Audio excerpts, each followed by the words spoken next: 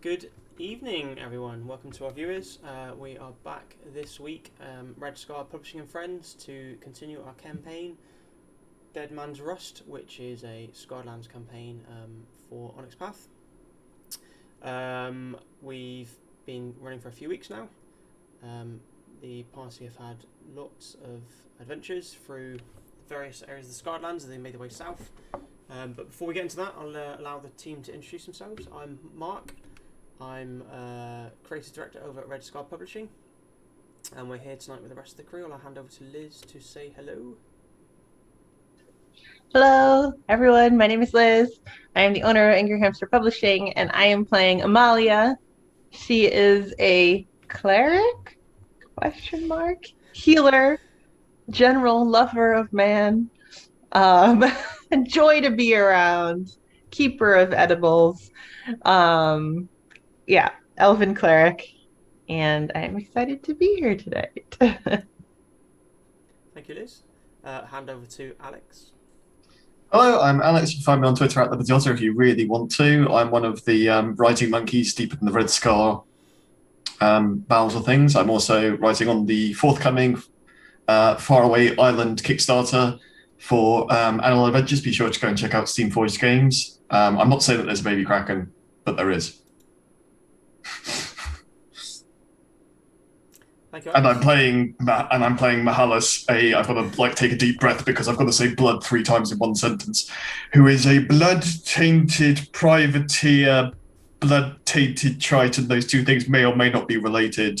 Who is a rogue that can rage because I just have all the things. Could we say Blood Sea Pirate in there as well, just to add another blood? Yeah, but privateer. Yeah. I'm only a pirate if I get caught. Thank you, Alex. And last but not least for tonight, we'll hand over to Terry. Hi, I'm Terry. My brain always goes blank when you have to do these introduction things. So let's go down through the list.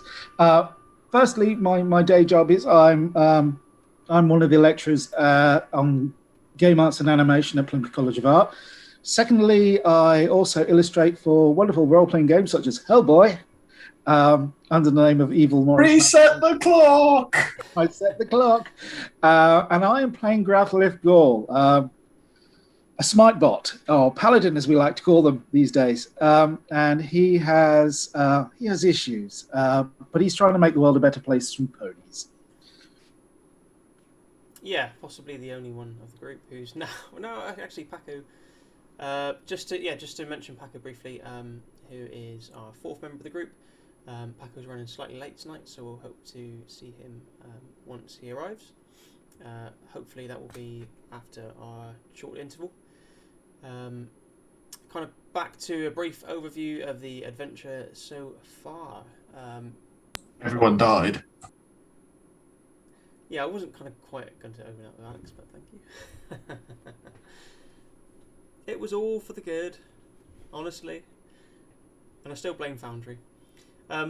Many weeks ago, we began the adventure back in a city or town called Leone, which is one of the few permanent homes for the Manticora, who are one of the species of the Scarlands, a kind of leonine species who Pacandra hails from.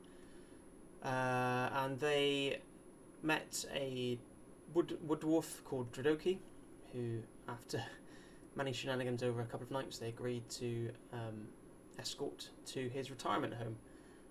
So there have been a few adventures through the elven homeland, the wood elf homeland of the Ganges, which sadly led to the demise of 3 of the characters. So we've kind of had a complete re-roll for our players here tonight, Liz, Alex and Terry. Really excited to see what these new characters can bring as the campaign continues. We've already had many giggles over the new instructions.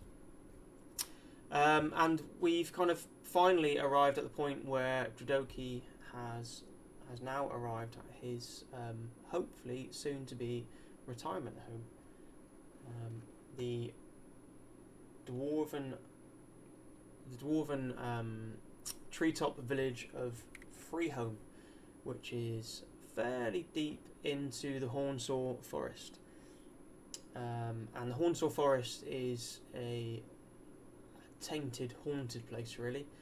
If you're not familiar with the Scarred Lands, there was fairly recently, talking less than 2 centuries ago, a war between the gods who survived the Divine War and their Titan parents, and it led to the moniker the Scarred Lands, because the death of the Titans was such an earth-shattering occurrence that it left physical and spiritual scars across Skarn, which is the world. And one of those is the Hornsaw Forest, the death place of Mormo, mother of serpents, who was kind of rent asunder, and her viscera seeped into the Hornsaw Forest and forever tainted it. So there are kind of small bright spots within the forest, but largely it's the trees literally bleed, and that blood can be poisonous. The creatures are all tainted. So the PCs have made their way through this forest to finally get Tradoki to his home. Any of this information, so just show you my own personal copy of Hornsaw there, which is an old 3.5 book, but very informative for background information. All of this is available on Drive-Thru RPG through Onyx Path's collection there. But yeah, let's get back to the story, where the party have just kind of come into view of Freeholm, which is one of the few untainted areas within the Hornsaw. So there's kind of a large central great tree that the players that you've spotted, and then dotted around that with wooden rope bridges interconnecting them, a cluster of 6 smaller trees interspersed around that, kind of in a clearing. And like I say, it's quite nicely separated from as you've approached it, the taint and corruption seems to lessen until it's non-existent around the central great tree. The normally kind of stern, unless he's performing, Tradoki's generally been quite stern and attack a turn.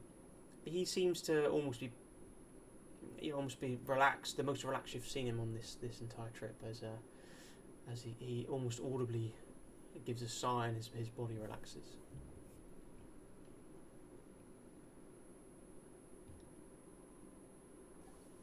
Does he go anywhere? Like, I mean, I imagine like Picandra's like next to us, like da da da da da da da da da da. Well, Picandra, they are actually passed out, in and out of consciousness, still in the back of the wagon. Seems like they've enjoyed a little bit more cake this morning. So yeah, they're a little bit in and out at the moment. But when they're in, there's lots of chatter. But Tradoki just seems to relax visibly. He dropped the reins. The mule seems to be leading itself directly towards the great tree. I guess you still dropped back, Amalia, keeping that kind of distance from the group, so you're back. Yeah. Keeping an eye, so you can quite visually see how the party are reacting. Ravlev, I believe Tradoki's having an aneurysm. He's not scowling. I had noticed that. It's amazing what coming home can do for someone, and not only their emotional status, but also the full sense of well-being. Hopefully, this will be the last we hear of him. We can continue on our journey and get this mission done. Indeed. I think less than. Sorry, Mark. Is there any kind of greeting or kind of? You ride into the clearing. The great central tree is quite vast, and you can see people moving around in amongst. It seems you've been seen. You can quite clearly see people pointing towards you, or stopping to observe you, but it doesn't seem to be too much alarm. So yeah, there aren't any guards rushing out to question you, or it seems quite open, quite welcoming. They don't seem too alarmed at your approach. It's a lot of green without a lot of guard. I'm just kind of looking around, kind of like, okay, right, if the sea came in a little bit further, if there was a river, how close could I get? And probably kind of marveling a bit at the height of the trees and the non-corrupted nature of the general greenery. Yeah. There's, like I said, it's quite a clear demarcation zone where the corruption ends. Yeah. And this return to the natural order of the environment creeps back in. It's almost like a wall's been thrown up ready to keep it back. So it just kind of stops. There isn't like a magical glyph or something. It just seems to. Yeah. Give me. I don't know. Give me Arcana. Do you have Arcana, or maybe Nature?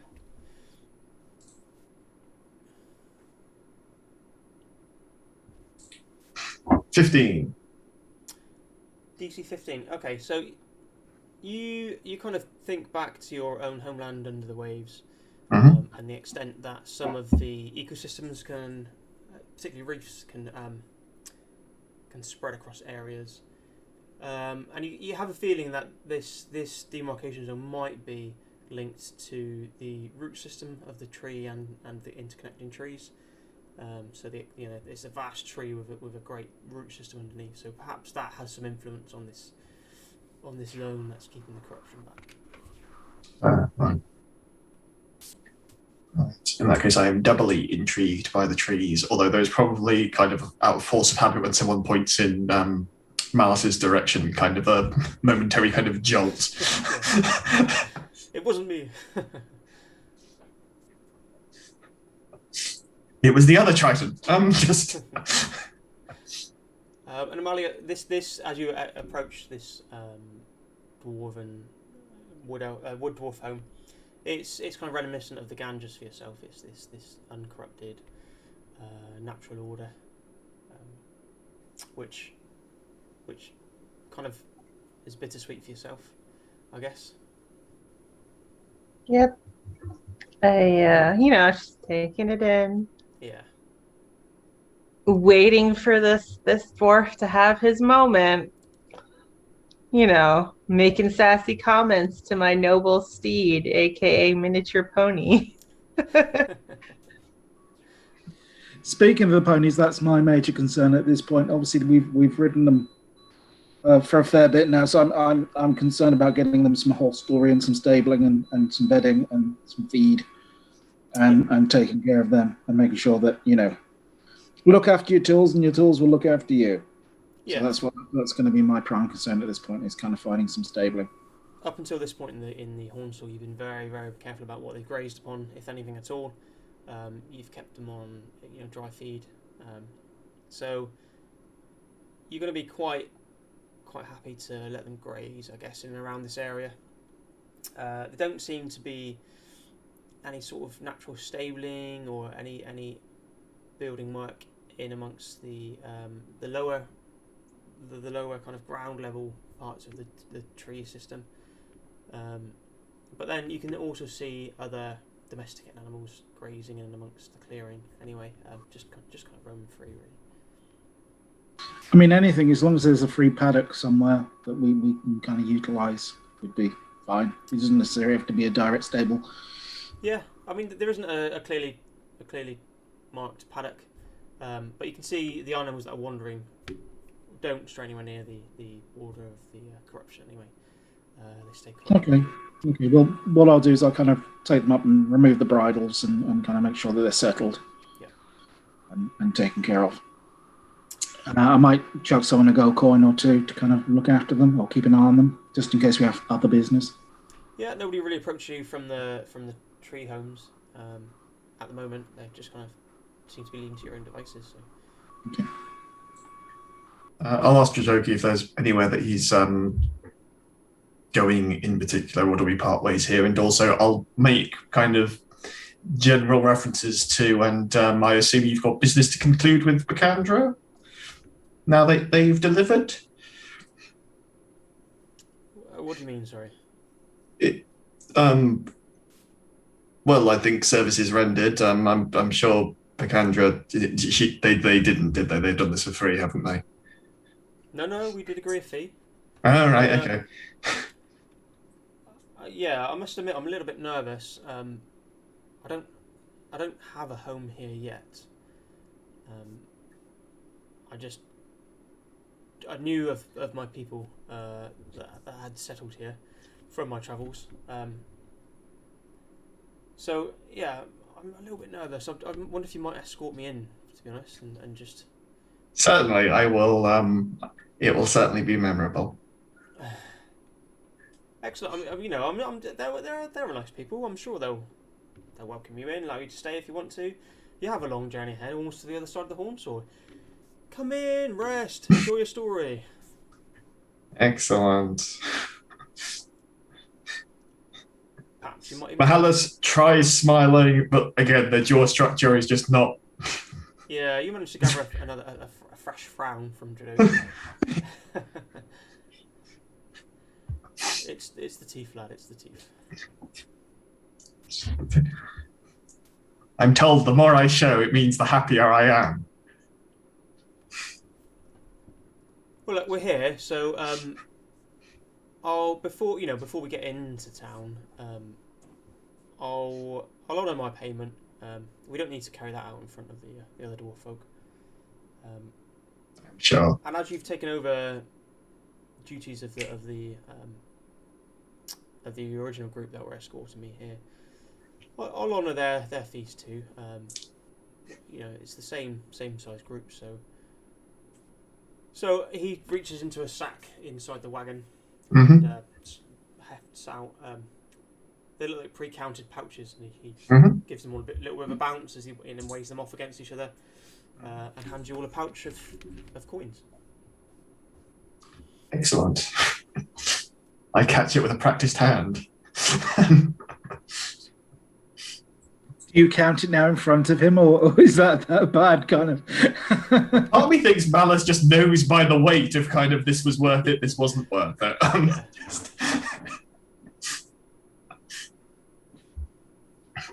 So yeah, he hands you all 50 gold each. So does he need escorting to his home? Yeah, I mean, I'd like you to come in and, we've travelled as a crew. Yes. Well, meet my kin. Not overly happy about heights, but I'll take it on the chin. Lead on, Jadoki. Where shall we start? Well, I mean, I'm guessing we should go to the Great Tree. Seems quite important. If that's wrong, hopefully somebody will put it straight. Jadoki, when you say you heard of your kin here, out of interest, who did you hear about them from? Well, tales through our travels. I've asked questions as we've travelled through the Ganges and spoken to some of the other elf clans. Just not from another wood dwarf. Not a wood And dwarf, there's no guarantees. I know the dwarves here trade with the dwarves in Burok Torn. So I've heard tell from some of our kin over in Burok Torn. That's the one that's underground, isn't it? That's the one up in the Kelders, yeah. So I've heard it from a dwarf, which is the most reputable source there could be on Skarn, of course. Of course. Right, the Great Tree, yes. Lead on, Storysmith. So he has his backpack and his musical instruments and starts to stroll towards the cluster of trees. Just assuming that you were following, he doesn't check back over his shoulder. Yeah, I kind of I let him build up a little bit of the lead. Definitely shoot looks to the other party members, which, given Mahalis' facial structure, just look like they're just confused, and then start walking. I just swing Picandra over my shoulder and follow. Yeah. I can carry him if you want. That's not a problem. You're not leaving them in the cart. No, I'm not going to carry him. The cart is warm. The cart doesn't judge. Amalia's strong enough. She looks small, but you're like, oh, Okay. She just swings him over her shoulder and starts walking. All power to you. You go for it. So you're not too far from the cluster of trees around, and Drodoki leads you between two of the ring of trees, heading straight for the great central tree. Nobody shouts a challenge from above. You can see there are various platforms and rope bridges and ladders and stairs, rope ladders down from platforms as well. But he leaves you to the great tree in the centre. You've heard the tales of the great dwarf craftsmanship of Burok Torn, and that has been replicated to some degree, but more in a more natural growth environment within the tree here. So there is a staircase which spirals around the great central tree, but you find it hard to spot or decipher the engineering that's affixed it to the tree. It almost seems like it's grown out of the tree, whether they shaped some of the bark or it's just completely almost natural. And he's you imagine the 4 or 5 Valenwoods, the Garth of 4 or 5 Valenwoods. He starts to stride the spiral staircase that takes you up into the eaves of the lower branches. So it's a proper operating village in the trees. It like has commerce and it has religious, isn't it? Kind of, that's interesting. Yeah.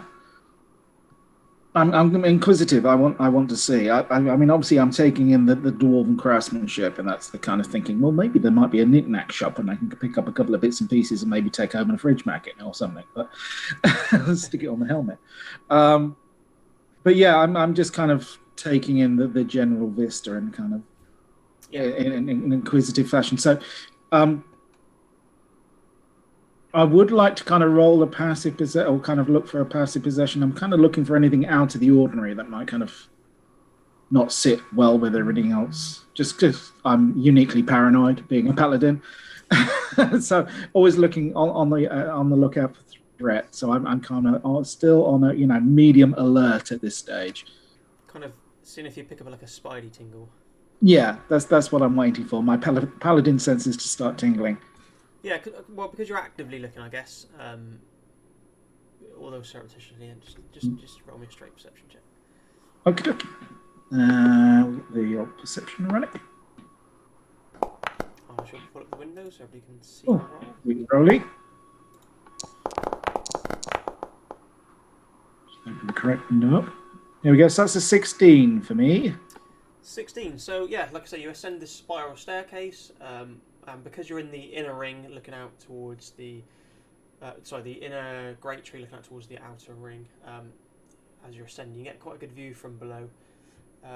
You can see structures that are built into the branches and how that look like houses or dwellings for the residents of Freeholm here. People are still looking. You can see somebody waiting at the top of the lower branches for you, but nothing seems to stand out that sets your hackles on edge. Yeah, it's almost with the sun glinting through the glade, the filtering down through the leaves here. You actually feel it's quite peaceful, quite restful. That aside, it's scanning the horizon. Yeah. Somewhere within a mile, something is happening. There's no signs of smoke or battle, volcanoes. We see him just being like super paranoid in the middle of a pretty normal looking village. Always on high alert. So out of this helmet, we just see a pair of increasingly kind of red-lined eyes as they desperately try and... It's like Robo comes... I just come up behind him and I'm like, whoa! You can see Gravlev's kind of fingers flexing on the hilt of his sword as he's holding it. Yeah. If she gives me the boo, I will react just to kind of please her. Oh, goodness me! What exactly are you looking for? Just anything that could be a potential threat. Because that's what I do. Is that all you do? Yeah. You must have a very boring life. Penitent, I would use.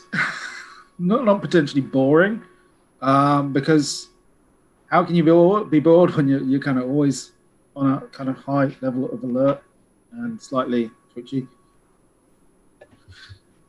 Uh-huh. Right. I just keep walking. I follow Jadoki.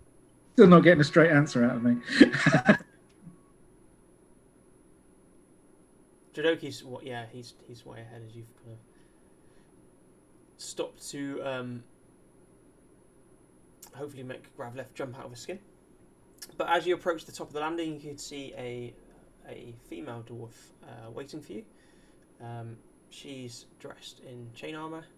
Her weapons aren't free, but you can see there's a backpack strapped across her back, and daggers and various smaller weapons dotted around her personage.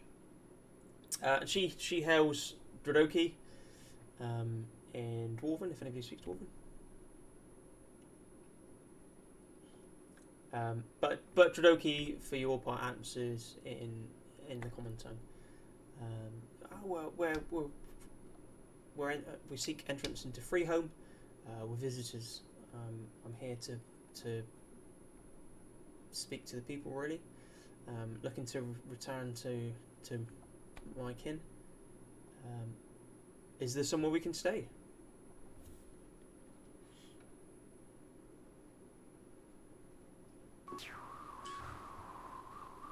I think Captain Mahalis at Jadoki would be very interested to see if we had a tavern there or thereabouts.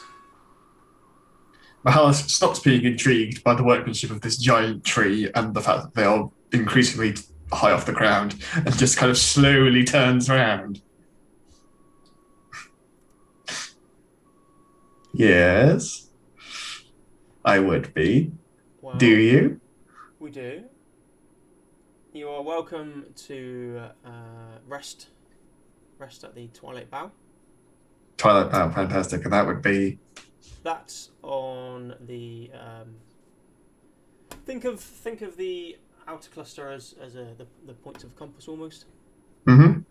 It's on the southernmost tree. Ah. But welcome to Freehome. You've arrived late in the day. If you take up residence at the Twilight Bow, which you're more than welcome to do, I'll let the elders know that one of our kin and some companions have arrived.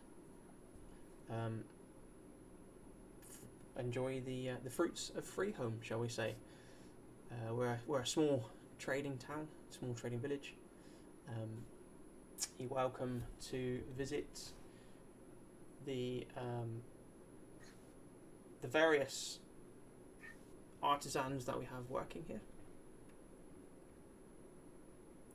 So we have Quick question: Is it exclusively dwarven, or are there other? Oh, we have other folk living here. Elves. Elves come and go. We are part of the ecology, I guess you could say, of the Hornsel. I think it's a roundabout way of me asking if there's a Temple of Corian here.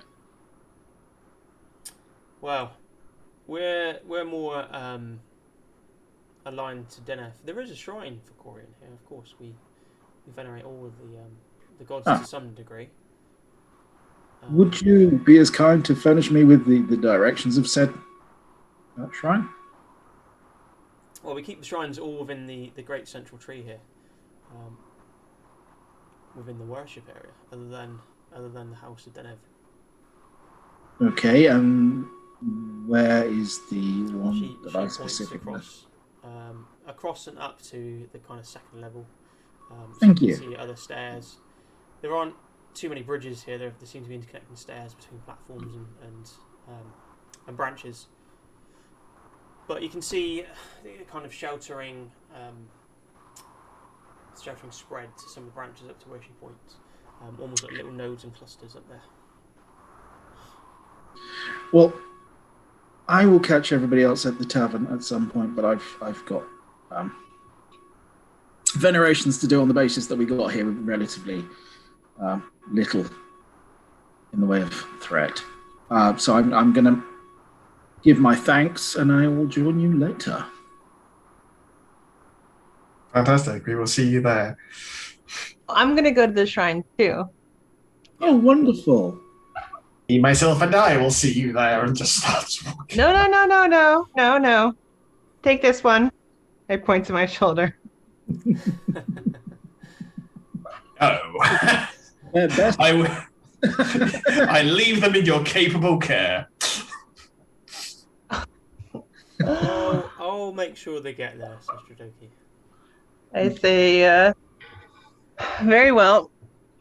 Where do you want them? Mahalas, I fought beside the gods in the Divine War. It's important we show our appreciation on occasion. Whether you believe in them or not, they are real. I didn't say they weren't. We have a term for crew members such as this one. None of them are kind. Indeed, but do you not say a prayer to Enkili on occasion when the storms are closing in on your ship? Certainly, but fortunately I can see no storms, and I hear no storms. Indeed. And we're not on a ship, of course. Well, I would argue that this is one of the larger ships that I've been on. It's just facing the wrong way. And locked. Well, I didn't say it was very well positioned. But Let's get to the end. We have important. What would be the term? Tasting? problem solving, yes. Problem solving, I like the term. Yes. We have important matters to discuss and problems to solve. Let's go and do that. Look, do me a favour and grab their legs, will you? Very well. Thank you. So between This is going to drag him. yeah. Well, I mean, Drodoki does lift him off the ground between him and Malice. So a fairly tall manticore is now kind of being dragged by a dwarf and a 5'3" Triton. Yeah. Luckily, there isn't. Okay. You don't have to go down the stairs. There is an interconnecting rope bridge that takes you across to the tavern. Okay. Mahalis will suggest going down the stairs, but it's a shorter journey overall. But begrudgingly, just take them over the rope bridge. I haven't had a drink yet, laddie. We'll take the bridge. Right. Well, we'll go in search of our. Well, I'm going to go in search and see if I can find the shrine. Yeah, I mean the Onyx shrine is easy to find, rather resplendent. Instead of your traditional iron or steel symbol that you'd imagine you'd expect to find there, you actually find the symbol of Corian, which is the interconnecting swords made of wood that are painted in a silver sheen. Not like a ship's plaque, then. No. Amalia, how obvious are you making your visit to your shrine? Well, as we're going there, I have some questions. I'm not. This is a fact-finding mission. So, you said penance, Veneration. Veneration. And who do you? Oh wait, what happened? Crinian. That's it. That's the fella. Yeah. Why? Because I was taken into care by his. Long story short, I'll at this point, because she's interested, I'm going to take the helmet off, give her the full pointy ears and the kind of slightly strange-looking, not actually quite a half-orc that you thought I might have been. Look, I was left by a roadside in a tree, abandoned. I was taken in by kind people who looked after me And it was through their faith and their kindness that I survived. In doing so, I took up the mantle of kind of learning their ways and doing the same venerations and same rituals as them. They were attacked. Everything was burned to the ground by nasty infernals. And by way of kind of making my amends to them and carrying on their duty to me, I enrolled in the order of the in the Silver Order, and have ever since been devoted to the workings of Corian and his people, and his kind of reign here on the land, and it is giving me much purpose and much kind of it's in purpose, but he's kind of helped me find who I am better through his light, and in so doing, so I return with every fibre of my body his care. So who are you? That is a very difficult question to answer. Well, you said you discovered who you were through worship of this god. I discovered a purpose. A purpose. Who I was. It's very difficult to be directionless and not know who you are and where you came from and what your ancestry is. And if you have some kind of purpose given to you by those that care for you, then that kind of fills that void. Well, I feel it filled that void for me. But you were raised by these people who found you, so don't you already know who you are and where you come from? There's an itch. There's an itch in the back of my mind. Is it because you look like a Titan spawn? That might have something to do with it, possibly. And demons attacked your home. Yep. Have you ever thought that there might be a connection?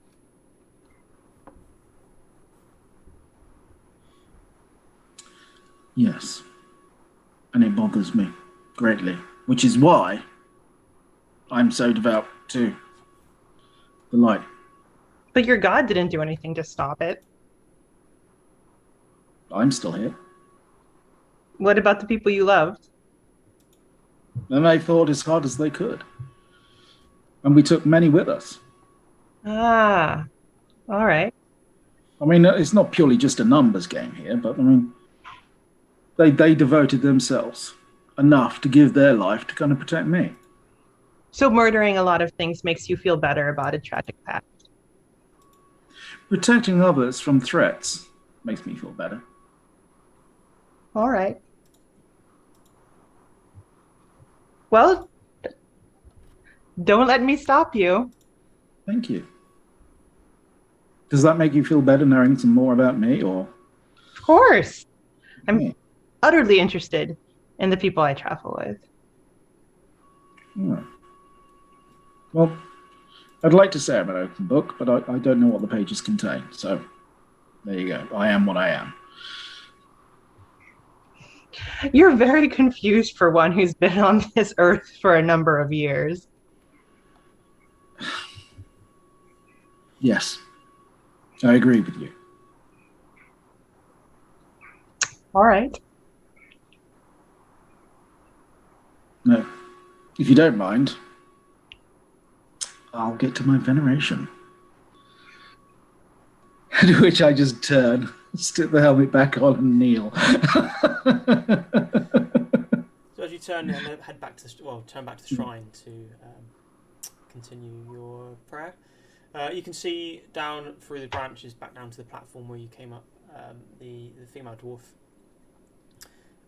is kind of stood there, arms folded, peering up towards you. Me or Just both of you, yeah. Just seems to be a little bit wary of which shrine you're heading to, perhaps. She seemed I'm kneeling in front of the shrine I've gone to, and I asked to go to this shrine, so I don't see what problem she has. It's very disturbing. I'm going to challenge her. Well, she's some distance away. She's a good few hundred feet away. She's back down the previous level, but you can. You give me the eyeball though, which worries me. Yeah. Do you give the eyeball back, or you like? Yeah, I'll turn my helmet and eyeball back. Like it's like she's walked in the middle of kind of a priest kind of giving sermon or something like that, and it's kind of like the whole. Nothing's actually said. You're not actually directly challenged, but there's definitely stares. You can see there's some distance between you. You can see her head nod, and she turns away once more and strolls off. I take that opportunity, that like moment, to go find my shrine. Yeah. I've thrown her off the scent for you. So you head in amongst these spreading branches, where you can see there are different paths towards each of the 9 gods in this small area. And yours heads back towards the main trunk of the tree, where the area the area deepens into shadow and darkens. And yes, you find your shrine. Cool. With a silver painted mask that you recognise. Sit there, just like load my pipe, share a smoke. Yeah. If the shrine looks a bit crappy, like it's not cared for, I kind of like dust it off, right the mask slightly. Like, It's I wouldn't say well maintained. You can see people look after it, but perhaps not as much as the Corianic shrine.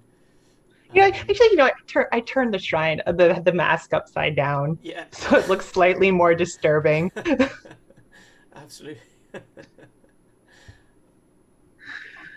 And yeah, I just have a moment, a quiet moment, share a smoke with my god, and then I go off to find the tavern. Yeah.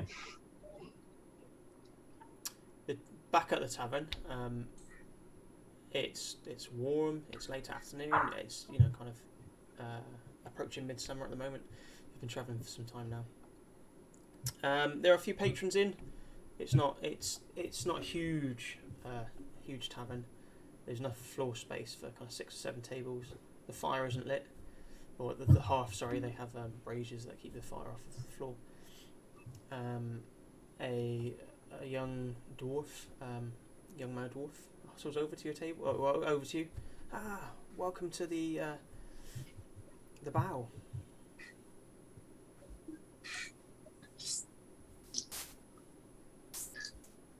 Thank you. I'll have 2 bottles of whatever's good and 1 bottle of whatever's bad. So as you give him your kind of toothy grin, he pulls it a bit short, like, Yeah. Yeah, come in. Excuse my hesitation. We've never had one of your folk here before. Might I inquire? I like to make an entrance. I like to be memorable. Might I I'm inquire glad. Where you hail from? Far from here. East. You wouldn't know it. I would try and pronounce it, but by the time, just the lip structure of most humanoids just can't quite get it, sadly. I understand, sir. I can be discreet. I understand. Please come into the bow. Find a seat. Will you be staying with us for a day or 2? Certainly looks that way. If there are rooms available. Yes, we only have 2 or 3 rooms here, but they're all available at the moment, actually. Fantastic. You're staying. Is it just yourselves in your party? There are other party members, and they can fight over the 2 remaining rooms. Indeed. I'm sure when they arrive. Would you like some mead made from the finest saps of the clearing around us? Certainly. I like to buy local. Excellent. He gets you settled in, and he kind of puts his feet up, looks around he's rather impressed by the place. I wonder if they could squeeze a stage into this establishment. Well, I'm sure one of the tables could be turned over. Good idea, yes. Put me on a pedestal. I like it.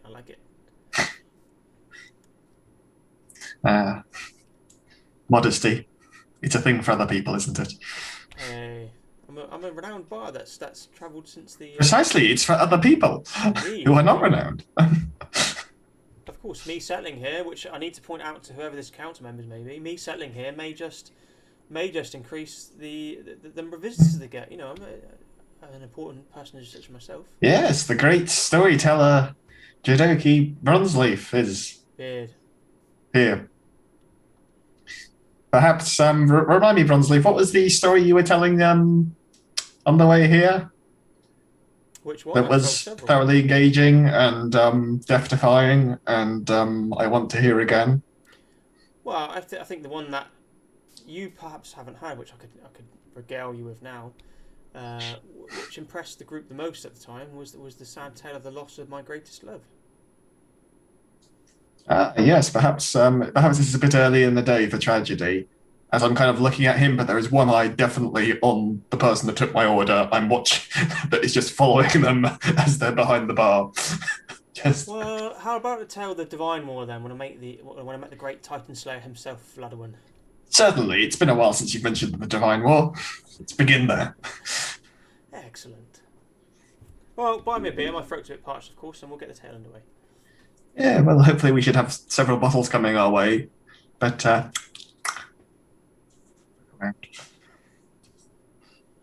like you. I do like you, Mahalas.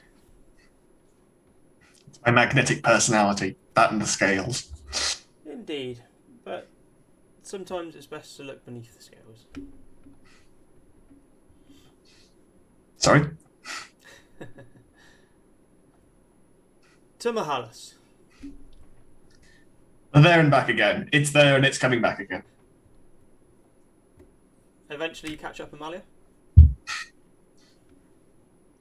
Yeah, I show up at the tavern and order a drink and sit down. Kind of sidle in quietly, and are you sitting at the table with the group? Sure. Yeah. There are far too many bottles at the table. However many they bring, I ask for more. Oh, this is entertaining. Yes, I definitely sit with the group. So, Jidoki's currently well into a tale of just after the Divine War, when the gods had obviously defeated the Titans, and he's telling a tale of the halflings trying to and outwitting the Charduni dwarves who were trying to capture them and take them back to their lands, which is quite humorous. It involves boars, spears, and lots of ribald jokes. Up to you whether you laugh at them or not. I'm not laughing. In fact, you were probably there for this story, and you remember it slightly differently to how Jidoki's telling it. I don't find Amalia sits there, and normally she's a bit of a smartass, but she sits there, and even she just doesn't find tales of the war very entertaining. But I don't say anything. I let the dwarf have his glory moment since he thinks it's so hilarious. I mean, by now he's slurring slightly. He's knocking over a bottle every time he flings an arm out, and it goes clattering off the table. He's well away at the moment. You get a sense of it's to do with the fact that he is relaxing a lot. He's what? Sorry, relaxing a lot. Sorry, yeah, in his new home environment. Okay. So what part did you play exactly in the Divine War, Jidoki? Since you have so many tales from back then. Well, it was down to personages such as myself to gather the tales so that they didn't die over the centuries. But lots was lost in the Divine War. Lots of knowledge. The Sire of Sorcery was slain, although he was a Titan, so that wasn't a bad thing, really, was it? But yeah, just look at the cities that fell and got burned, and all that knowledge that was lost. We had to gather it all in and hold those stories close to ourselves so they could be written and told once again. So you sat and you wrote stories while people were murdering each other. Well, hang on, not just that. I did kind of keep the lads' morale up, and I did see my share of battle. Of course I did. So you made one murderous side happy that they were murdering the other side. Well, do we have to use such a... No. Sitting on the sidelines whilst two people murder each other isn't anything to be ashamed of. It's the sensible thing to do. What is that? Why do we have to use that such a loaded word for that?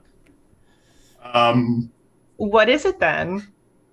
Well, I'd like it for the divine Kerfuffle? race. Sorry? Kerfuffle? Fight for survival. Yeah. A fight for survival? Yeah, that's how I think of it. I mean, you're literally the person writing history here, aren't you? So I guess if anybody's an expert on this, it would be you. Well, there you go then. So my word must carry some weight, no?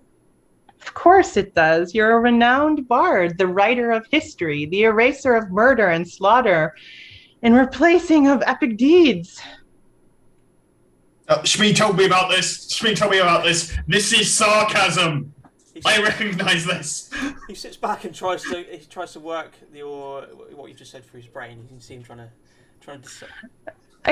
I turn. At this point, I'm interested. You've never heard of sarcasm before? I have heard of sarcasm. Shmi told me about it, and I recognise it because I am a river to my people or my crew. Is there no such thing as sarcasm where you come from?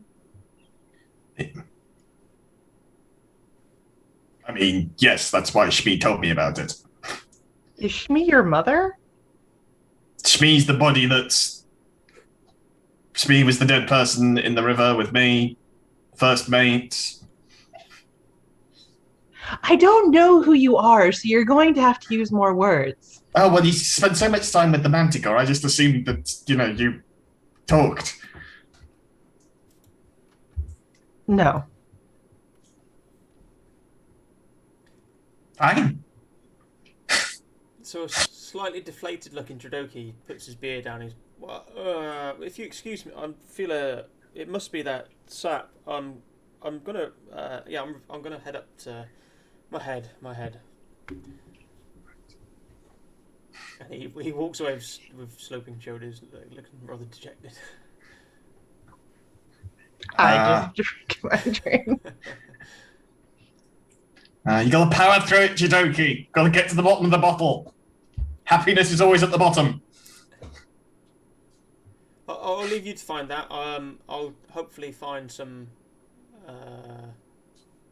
happiness, I guess, tomorrow, maybe, if we get to meet people and get... You're here! Happiness is wherever you find it. True. I'm just, yeah. I guess I'm reliving some bad memories. It feels like a bit of a cloud slipped over the sun momentarily. I'm going to go and centre myself and get rid of this headache. And you do that. I take a drink and I say, so you were raised by a ghost? No. Under the water? No. You use an awful lot of words. Do you not talk to people very often, so you have to work your average down? Yes. Ah, I thought so.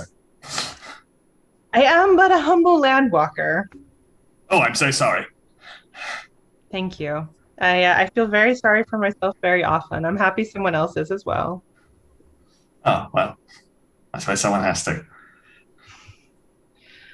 I take a drink and I say, actually, I don't say anything. I look as if I'm going to say something, Yes. and I'm just like, no, I wasn't worth raised it. by Shmi underwater. He was a human, and that is very hazardous to his health. Shmi was my first mate, who, when we made the trek across land, came with me, and tragically did the human thing of falling over and dying.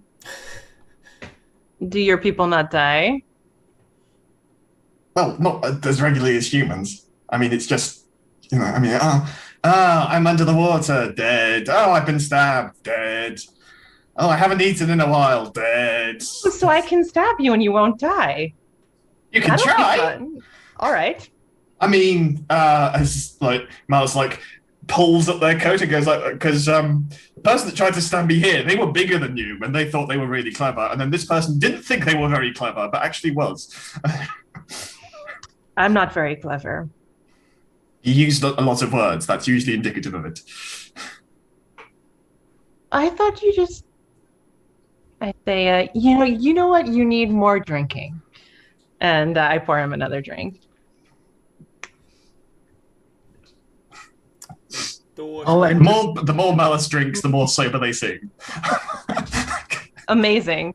I'm gonna see how much a fish needs to drink to drown. I just keep buying him drinks. You're buying a pirate drinks. We're gonna be here a while. I have 50 gold pieces and absolutely no goals in life. I'm fine. The door to the tavern bangs open, and a sprightly-looking, although elderly, female dwarf stomps in. She's wearing a white shirt, which is stained in ink. She's got greying hair tied up in a rather severe and conservative bun, and she kind of stands there with hands on hips, scowling around the inn. Spots yourselves and stomps over. Hi. New arrivals. Yes. I hear you have a wood dwarf in tow, a rather, shall we say, legendary wood dwarf. Yes. Is he around? He's gone to have a lie down. I'm sure he would welcome visitors. Oh, well, if you're happy for me to head up to his room, hopefully I can come back and speak to yourselves at some point. Certainly. It's, hopefully for some insight on your travelling companion, Tradoki. Certainly. Perhaps a comment or two. Perhaps a comment or two. A little bit of insight I can tell my readers. If you're a member of the constabulary, you have to tell me, right? Constabulary? I'm a journalist, young fellow. Ah! Journalist. Yes. Yes. Well, as I say, he's up in his room. I believe it's I gather the facts. I don't make them up to suit. I'm sure you do.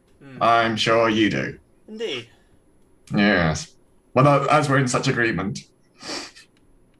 So you'd be happy to give a statement or a comment or add to the story. I'm hoping to write a piece for our local newspaper. Informing of Tradoki's arrival and his background and. Well, I will let you hear it from the horse's mouth. Fame, you know.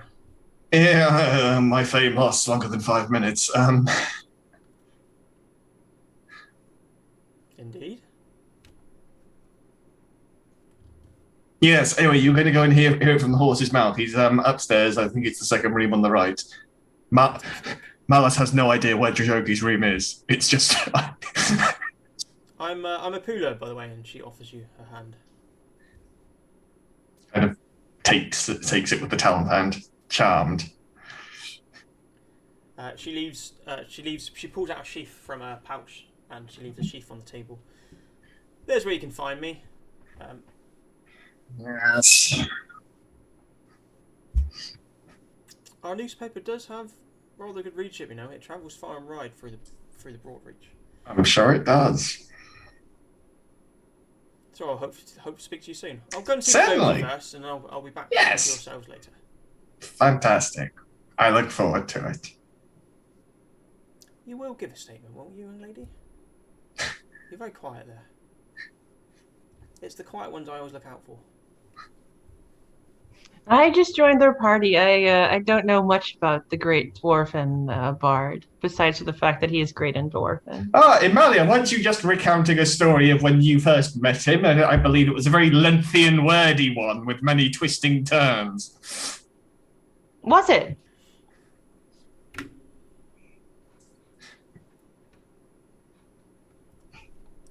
Well, I'll leave you to your drinks. I'll hopefully arrange Thank you. a time and date with Tradoki. Yes. And whether that includes yourselves or not, or perhaps a different time or date, then Yes. you know where to find me. I certainly do. In fact, it doesn't just need to be about Tradoki. It can be any news you have. I'm sure it does. It's suitable for entry into our journalist club. 5 minutes of fame. Certainly. 5 minutes of fame, she says as she walks away.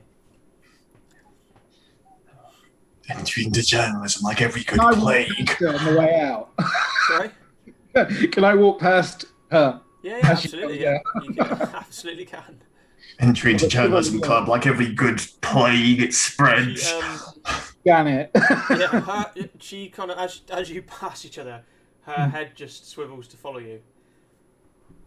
You can feel her eyes. I say he's traveled with Dradoki for a very long time, and I point to Grafleth. Yes, in fact, he was the first. He knows the tales. That's a bit of a fib, isn't it? Yes, I told you we're dealing facts only. It's the constabulary that are dealing Yeah. Thank you. half-truths to suit the fiction. Malice tries not to have the head kind of snap round. Just... Yeah. Good to know. Well, Ipula. I'm Ipula, and she offers her hand. I'm Gravlith of the Silver Order. Silver Order, excellent. And you've travelled with Dradoki yourself also. There's a sheaf on the table. You'll find my name and premises on there. I'm hoping I don't to... think I'll be needing it somehow. Really? You wouldn't like to espouse the privilege of joining your order and the tenets of your faith and... No, because you won't do that. Of course I will. We'll get them. We'll put them into the newspaper and get them far and wide. We quite often feature portions on. Paladin of the Month, I very much doubt it. Well, perhaps not Paladin of the Month, but we do cover the gods in various degrees. And so you should. Now, on your way. Very rude, young squire. It's not rude. It is. So Sorry. dismissive. So dismissive. Look, did you come here for an argument? Look, she leans in close, so the others. Well, I mean, you can make a perception check to try and overhear it. I've mentioned 5 minutes of fame, but I can also make you infamous. And she leans back away. No, thank you. Be warned. I'm trying to ignore these two in the back. She spins and stomps up the stairs. Pull the renegade trigger. Pull the renegade trigger. To which I turn around and just ignore the woman now and make my way towards these two reprobates. Oh, Gravleth, you've been making new friends. Fantastic. She left a calling card for I you. imagine most of Mahalis is kind of like, leaning back in his chair, one leg cocked up on the desk, tankard kind of resting. The tankard will just slow me down. It's a bottle or a pitcher. I do not. The captain does not dabble in tankards. I'm going to solve this situation now. I'm going to pick up the sheaf and put it in the fire. Have you started referring to yourself as Captain Mahalis? Are you just saying the captain? He always has. Oh my god. When the two options were fishman and apparently because apparently my name was too difficult to pronounce, just going captain's fine. Oh, okay. Where is Picandra anyway? You lay the you lay the sheaf into the brazier and it starts to smoulder and eventually just crisps and flashes up. Yeah, I'm sure they are currently at the bottom of a very big pile of trouble which is currently brewing in some manner. Okay. I mean, physically, I think she's upstairs. I can't remember. I left them with Dradoki. Dradoki said something. I wasn't really paying attention. Judoki brought them to a room. Yeah, we've got Picandra settled. I feel I should check, but I'm pretty sure they'll be okay. Are you pretty sure? Doesn't sound 100% sure. Okay, I'm going then. I'm going to go and check on both of them. Shut up, Emily. You can hear a knocking as you ascend the stairs. And as you make it onto the landing, you can see Ipula is outside of one of the doors knocking. But there doesn't seem to be any response from within. Does the door open? No. I'm going to check for traps or anything like that, or see if it's magical. Yes. No, it's locked. It's locked. Well, excuse me, she says as she has to step out of the way for you to be able to access the door that she's knocking. She's still hanging about. Yeah, as you made your way, you could hear knocking as you made your way upstairs, and as you've gone onto landing, you see her knocking at the door that that Mahalis pointed you towards. You're quite troublesome, aren't you? You're still very rude. Be gone. I mean it. Go. Or pick a window. Look, young lad. I'm going to roll for intimidate. Go for it. So here we go. We're looking at attributes. We're going to go for an intimidate. We'll give you DC 50 on that one. No, it's only a 12. She's a hardened journalist who's Right. used to chasing a story and being rebuffed. Look, young lad. I've been shaken down by worse than you before and stood my ground. I can smell a story here. I'll sniff it out. I'm not afraid of you. And Bronzebeard will not give you a bean. Don't you call yourself... Listen to me now. Don't you... I might be able starts to to poke your plate mail with her finger. Don't you call yourself a follower of Corian? Who are you handing out threats like that? I haven't threatened you yet. You'll know when I threaten you. I'm pretty sure you said pick a window. That's not a threat. Yeah, That's is just... that a comment? Would you like me to... That is an option. That wasn't a threat. You can either leave by the door or leave by the window. The choice is yours. I'll add that to the column. Goodbye.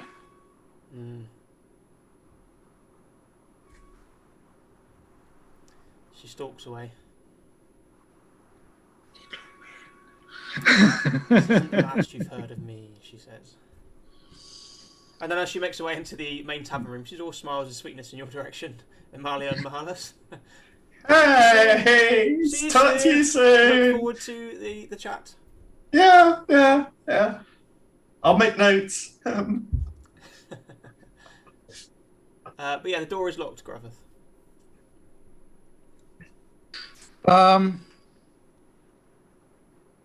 So obviously Jadoki's locked it from the inside. I'm not going to bust the door in or anything like that. But if it's locked and there's no answer, then I'm just going to make sure she's left the building. Actually, as she's leaving, she notices that the table is empty of her sheath. Oh, well, I'll leave more than enough to go around, and she leaves another 5 on the table. Ah, fantastic, thank you. Please remember where I am. Yes, She certainly. leaves. I take them and I put them in my pack. Yeah. I blow my nose with one, which, given that I've got a flat nose, is just a mess. What, in front of her, or waiting for her to leave? No, once she's left, Okay. I just pick one up and just... Yeah. Mark, my plan is to just slip one into Grappleth's bag every day before he wakes up. Okay. Or just underneath his house door, underneath his room's door. Toilet paper. Amelia, what do albatrosses and journalists have in common? I don't know what. They both bring nothing but trouble. It's funny you're in Aquan. All right. I just keep drinking. I think it'll be funnier when I'm drunk. The young kind of room server he comes over. He said, "Don't worry too much about Apuda. She's hard nosed, but fair when it comes to journalism." I'm sure we'll be fine. And I'm sure most of us don't really care what she writes about us. Okay. How far is the Hornsel with where the readership is? Is Well- it just the Hornsel and then you hit the sea, or is there more land kingdoms between here and there? No, we're pretty much dead centre of the continent, to be honest. Ah, fantastic. Yeah, I don't know how much beyond the borders of the Hornsel and the Broadreach I wouldn't know. I mean, the Pula maybe I'd tell you, but she writes 3 or 4 columns a week. They certainly leave on trade groups that come and go from Freeham. All right. I just slide him a gold piece so he leaves. Okay, thank you. He walks off, spinning on his finger, whistling. So if you're a captain, where's your ship? Ah, there and back again. Yes. I thought you were meant to make more sense the drunker you were. Perhaps it's the lack of sense does not come from me, but from your interpretation. Let's just see where this goes. I pour him another drink. Malice just thinks every time. You're back in the room, Gravlith. Yeah. Has she gone? She's gone. Yeah, she's gone. Good. He asked for your name and where you were already spoken for.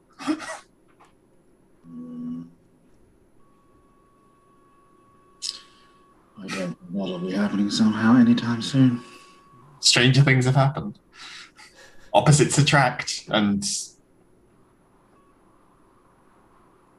It doesn't have the right tusks. I don't know.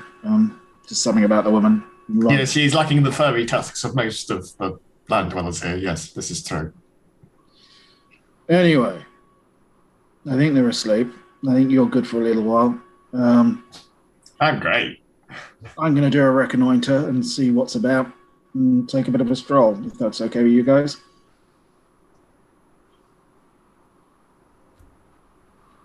See if You I- are on shore. Feel free to leave. But how long were you? No, actually, you know what? I'm having far too much fun to talk about that. We'll talk about that tomorrow. Sounds like a plan. Are you just going It is. That is why I am a captain. I delegate. Molly, are you just going to pay for Mahalas to drink himself under the table, basically? I don't have anything to do with this money. And I feel like him and I are just going to get progressively more pissed until we're not able to talk anymore. Sounds great. I do want, because I've seen the Dwarven craftsmanship about, and there's something, I have something specific in mind. Okay. I want to go and look for a lance, a new lance, but I want something with a dragon on it, if that's possible.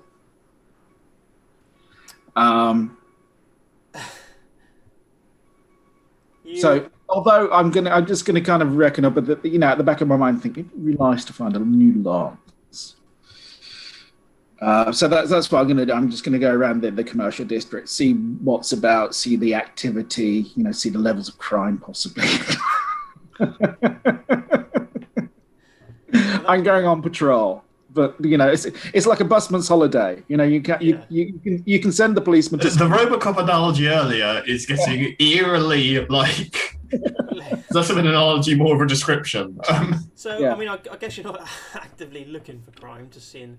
No, not actively looking, Yeah, but so what it's would always there. What would your passive insight be? Yeah.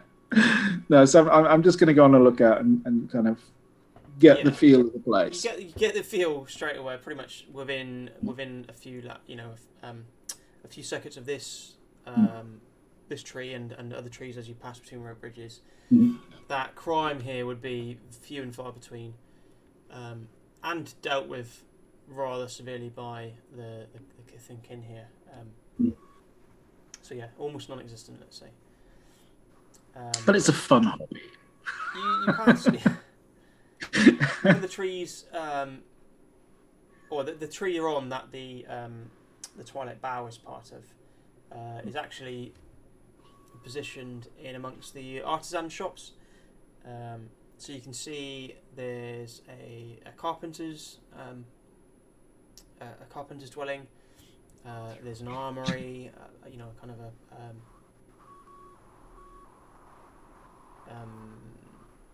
a front for an armory, let's say. Mhm. So you can see weaponry there, but you can't see any forge or workshop for it to happen. Now, I'm pretty certain on the basis that they probably don't have a cavalry. No, absolutely. Yeah, the likelihood of me getting a lance is kind of minimal. Well, there is an But armorers that's not here, the so point. you could. It's kind of just I'm going out and kind of having something in the back of mind that I want to find, but in doing so, just kind of taking in the area. So if I come away with not having got a lance, that's not an issue for me. Yeah. You can certainly commission one. Like I said, there's a carpenter here. There's the No, it's not that deep. No. No, you don't actually turn up a lance. No, so I'm happy to kind of look through his goods and kind of see what they're using and that kind of stuff. But it's just I've gone window shopping basically, isn't it? Yeah, yeah. So you can pick up anything you like if you want to replace any items from the standard place. No, it's all right. The one I've got will do for the time being. I just kind of have it in my mind that I've kind of pictured this lance at some point being a thing. But a general you get a general sense of Freeholm in as a community. So the platform and the tree that you're in seems to be the sort of artisans, professional area. Yeah. And the Twilight Bough would be their kind of relaxation. Okay. From that, there's another tree that you can head into where there's food and drink, all sorts of food and drink on offer. Mm-hmm. There's a school and library and another tree. So it's a very vibrant, supportive community. Quite suburban in its leafiness. Yeah, absolutely. It's sprawling through the trees. Everything's interconnected by bridges or stairways. Okay. Meanders in amongst using the natural growth of the branches and how they've interconnected them. But yeah, it's. I think at this point it's probably much more interesting to pan back to the chaos that's going on in the tavern. So at that point you head back, and at that point we shall call our midstream break. It's just gone 8:30 in the UK, so I need to get this right. I believe that's 3:30 EDT. We're going to take a 10-minute break. We'll check in on Paco, see if he's able to join us, so fingers crossed. But we'll see you shortly in approximately 10 minutes. I need to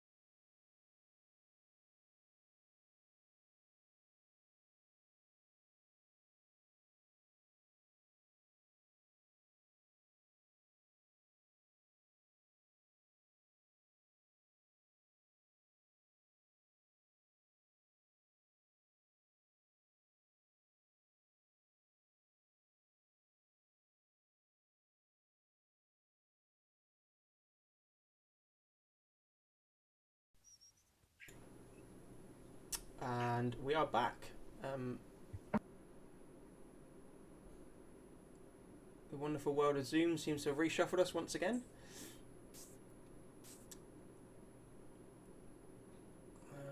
You can drag us in Zoom in the app, Mark, if that changes how OBS captures us, rather than changing the marvels of OBS.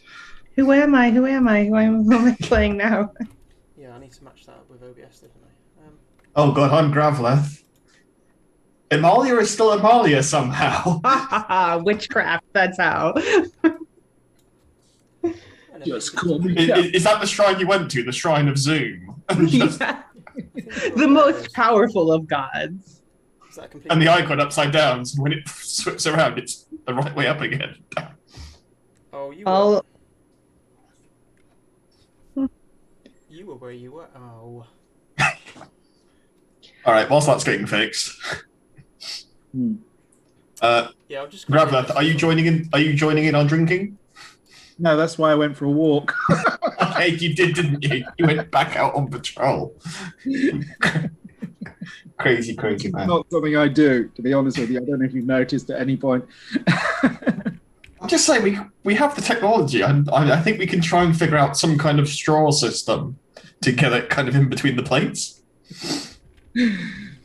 I just don't think, with his kind of nature and what's hidden beneath, that drinking is a good idea.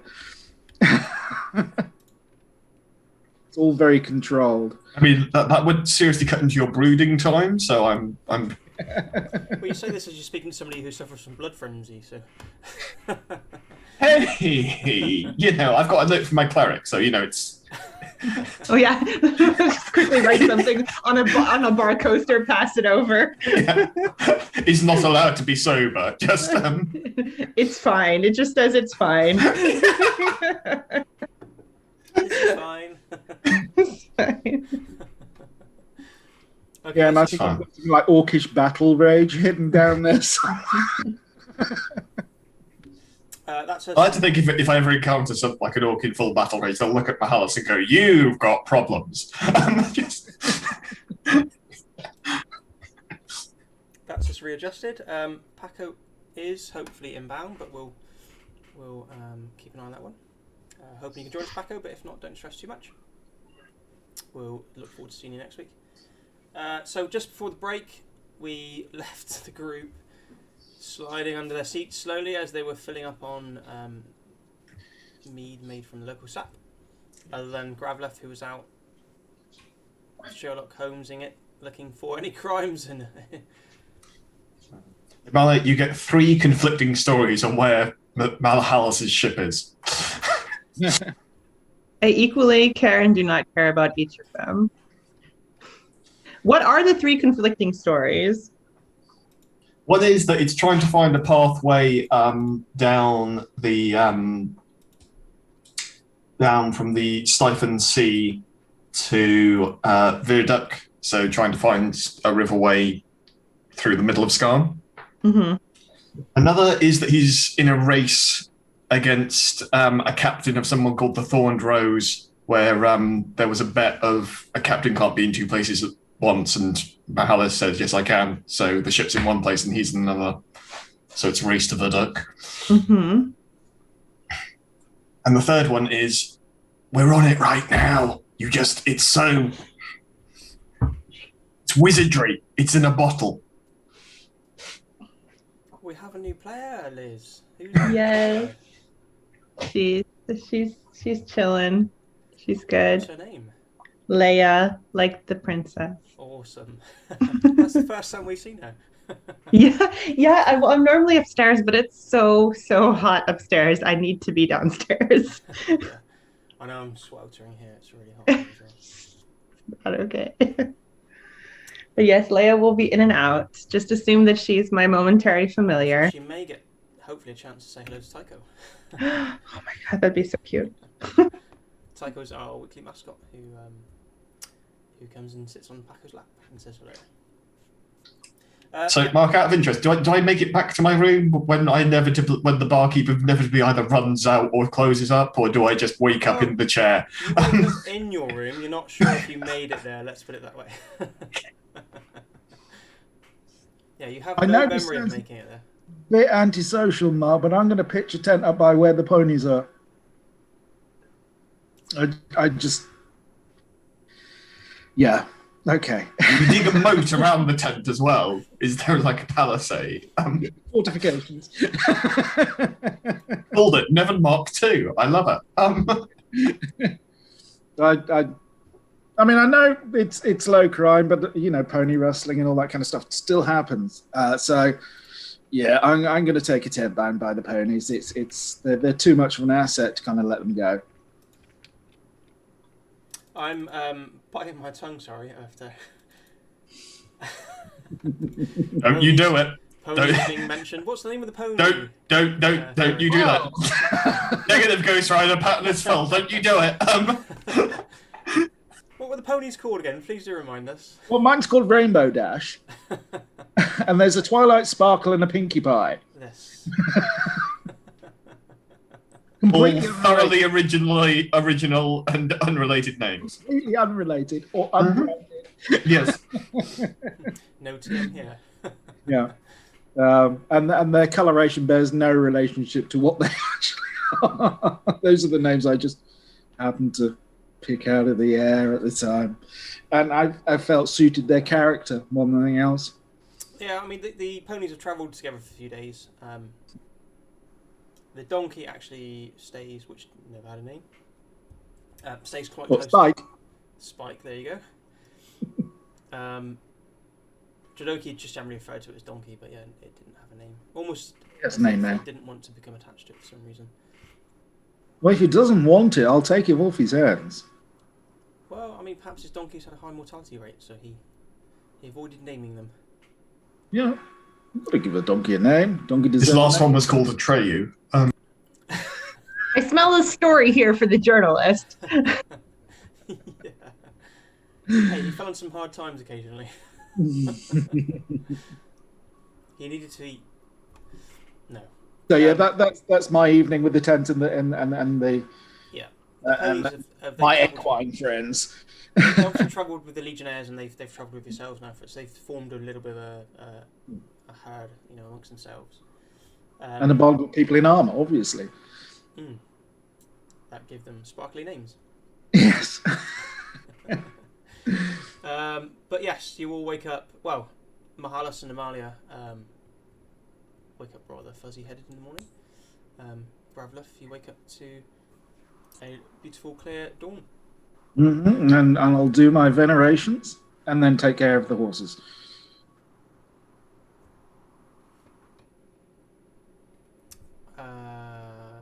At breakfast time. Well, what time do you think Amalia and Mahalas may wake up?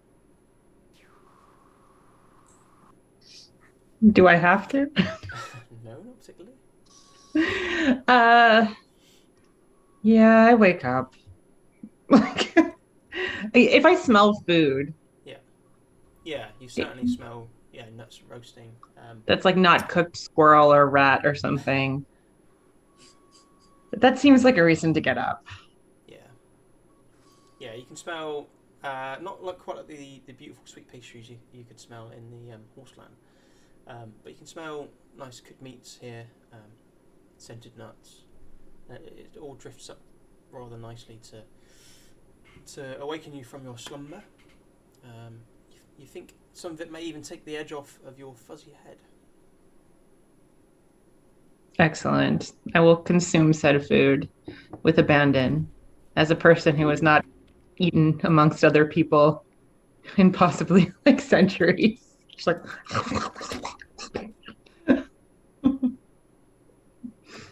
Your teeth pickers are made of metal. How interesting. Mahalas, what time do you think you might arrive? Probably as late as possible. I probably wake up and I like roll over in the bed and fall on the floor. is this like teenage late or like adult late? Adult late. Oh, okay. You know. It's reasonable. Adult late. It's probably when it's probably the start of the watch that he's used to waking up at on the ship is just so programmed into the muscle memory that no matter what, he'll wake up. Wake up, look at my assumedly empty bottle, might momentarily be disappointed, double check for any new stab wounds, hopefully not find any. and straighten myself up and wander down. Yeah, you wander down. You can see Amalia has already demolished enough for probably three elves spread around the table in front of her. Mhm. As you make your way down, another elf is wandering in. A male elf. For a male elf, he looks middle-aged, so pretty old looking to yourself, or elderly to yourself. No, that's incorrect, isn't it? Actually, he's probably still looking quite timeless. You see, he kind of wanders in, looking a bit distracted. Deep in thought. Looks up to look around to see where he can gather a spot. Spots Amalia. He frowns slightly. Amalia, what's your passive perception? That is a good question. Let me check my character sheet.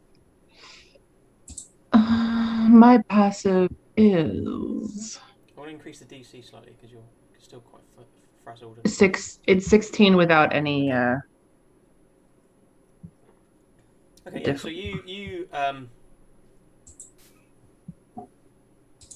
you feel almost the opposite of the effect you tend to have on everybody else, where like a shadow passes across the sun. You feel a bit of sunlight breeze into the room, which makes you look up, and you see this elf, this male elf, walk in. And as you catch that he's deep in thought, he looks at you. A frown crosses his face slightly. Then there's a kind of hint of recognition. His face pales, and he backs from the room rather timidly. Oh.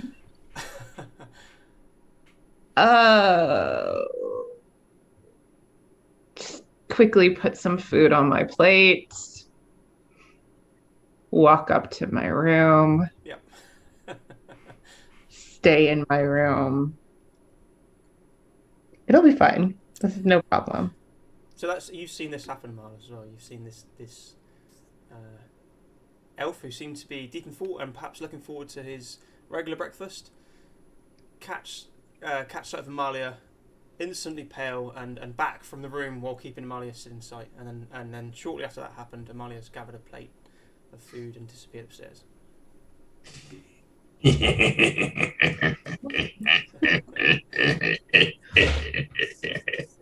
Just continues chuckling, dunks bread in mead and consumes whilst walking back up the stairs. Yeah. Dude, are you eating your bread like those professional eaters? Like you're like dong dong dong.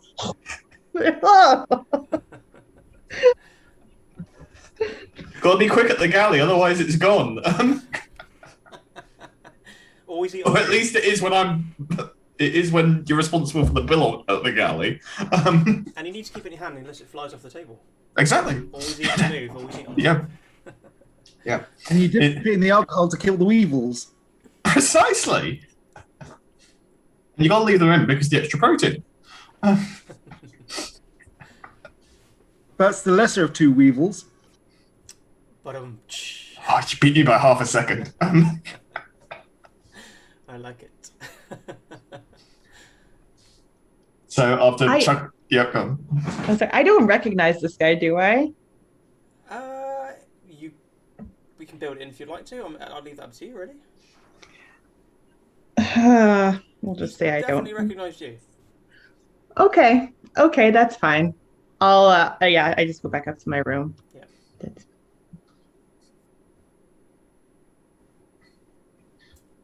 I will, with bread in one hand and meat in the other, wander out and look down the street to see where this elf has gone. You make it out in time to catch his movements. And he's quick stepping. I'm still chuckling as I'm walking. He's quick. This is one of the funniest things I've seen since leaving my ship. You've seen the look of fear before, and that was the look of fear. But he's quick stepping across to what looks to be a carpentry shop. which isn't you're in the midst of the artisans area. So There's definitely mutterings in Aquin of kind of like, no fancy words. No, oh no, it's murder. No. Okay, so they wander over to a carpenter. Are pitchforks being handed out already, or do I get the impression that that's later? no, you see, he hastily unlocks the whole storefront, lets himself in. The door is slammed rather quickly, and then you see the curtain twitch as if he's like kind of keeping an eye out, and it twitches occasionally. Where I tap on the window with my talent. Oh, are you sure? I thought I saw the door open. Yes, I'm setting up. Come back in. Let's see. Oh, actually, it's which day is it again? It's today. We're closed today. Come back tomorrow. Very well. Dunk the water in, take out my coin purse, and just kind of, as I walk, throw it up and catch it. I can walk it round, money. Yeah, I'm not interested enough to get too involved in that. I'm just giggling at the general thing. Excellent. Is Gravlath up and about at the tavern, or is he already out with the dawn, with the morning watch? And I was up Deo Grazia. As soon as the sun came up, that was me. I'd imagine Taking you're care of the probably on horses your and way. sitting around the fire eating my beans. I'd imagine you're probably on your way back down from your morning worship. Yeah, so I would have been up at the rising of the sun. Yeah. So I've already done a full day before you guys got up. well, if I encounter Gravlath, Gravlath, what do today and what does today and a unicorn with red fur have in common? I don't know. They're both highly unlikely, and they've both happened today. No, hang on. No, that doesn't work in common. Come back to me. Okay. They're both impossible. Come back to me. Right. So, is trouble afoot at the tavern? You know, what's happening there? No, it was a joke about how they're both not things you see very often, because I've seen the talkative elf Imalia that was carrying around the manticore be very scared of another elf, which, to be fair, I can't blame her. But given her usual fiery perspective, was rather bizarre. Do you know what I normally say in these kind of situations? Praise Corian? No, this bothers me. Lead the way. Let's go back and find out what's going on and see if. Well, the elf went back to a carpenter shop, and then I jangled my coins, and he said he was closed today. Right. So I don't know if you want to go and talk to Amalia. Good luck with that. Should we go and see the carpenter first? Well, I've just been. Maybe he'll be more Maybe you'll be more persuasive. Maybe your magnetic personality will draw him out. Certainly. That sounds like it could be. Yes. I like to think we're having this conversation as Mahalas is like topping up the bottle from a spigot of maybe. I'm well aware of your vices, sir. Right. Medication. I need it. Yes, medication. I'm sure. Okay, lead the way. Show me this carpenter. All I could hear just now was trouble at mill. There's trouble at mill. Okay. I will stride over to the carpenter in Aquin, just everybody goes, oh, I'm a surfacer. Oh, someone's slightly different to me. It must be a problem. Oh, no. I knock on the door. We're closed. Order business. I hear you have or have been bothered by something, and I've come to inquire as to your safety. Look, I don't know who you are, but today is Wild Day. We're closed. Come back tomorrow. Well, that's a fib for a start. What troubles you, sir? I don't know how many times you'd like me to say it, but we are closed. I'm not buying anything. Let me in. The kind of curtain beside the door peels back. Who are you? As I've said, I'm Graveliff of the Silver Order, and I understand you have been bothered. And I wish to find out what the nature of your bothersomeness is, so I might deal with it. Well, you're bothering me now. Is that good enough for you? We're closed. Sir, failure to reveal certain circumstances to the Order is a very, very bothersome thing. And I wish to know why you've been so startled. What do you mean startled? Well, several witnesses, who will remain nameless, tell me that you walked into a tavern, saw someone who was disagreeable to you, and left. And I would like to know why that person was disagreeable to you. Grab, that's probably not the right time, but when you say it like that, it sounds like we're overreacting. Sorry, You what is asked this order and what authority do you have in Freeholm? I have the authority of Corin himself. Right. But that still needs to answer to the council elders. I don't mean to banter words with you, sir. Tell me what I need to know, and I will be on my way. Well, if you must know, what bothered me is that there was no pheasant on the menu today. Well, that's a fib for a start. Give me an insight check. Alice wants to walk back, but it's like when you're seeing a car crash, Yeah. you can't look away. Ooh, 23. That's a natural 20. Let me just put the window so people can see. There you go. I need to know. He's looking shaken. He's still pale. He's absolutely lying about the fact that there was no pheasant on the menu. I know. There's always pheasant on the menu. Just when the camera expands to show Mahalas like dunking a part of a pheasant in a tankard. The whole pheasant. The head is where the brain is. I must consume it to gain its power. Sir, I cannot help you unless you confide in me. I don't need help. I just need to take a day off. We're closed. But you seem shaken, sir. What business Tell me is if that I'm to wrong. you? If I have an ailment, I'll take it to the council.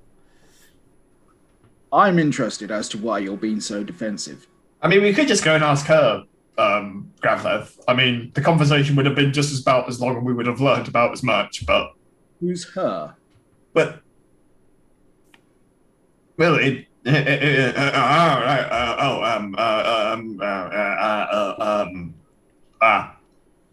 Tell me, sir, what do you know of this person? This her of which he speaks.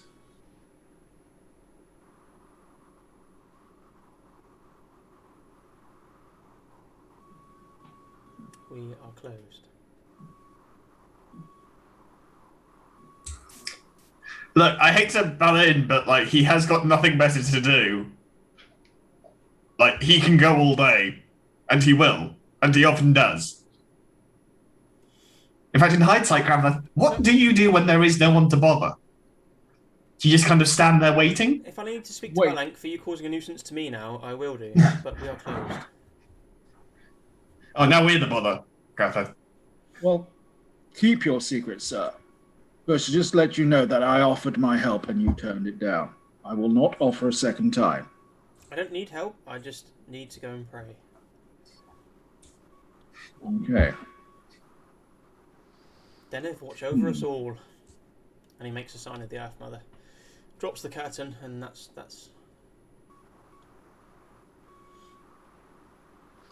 Faithless gods. Okay, Mahalis, let's go back and find out what happened. Very well, lead on. I mean, he well knows I could kick that door down and just pull him out. I mean, he is a carpenter, so maybe he's got a spare. He's done nothing wrong. Yes, good thinking. I know I keep you around for some reason. Well, you know he's a law-abiding citizen, let's not forget. Yeah, I know that, and you know that, Mark, but this paladin seems fairly malleable, and...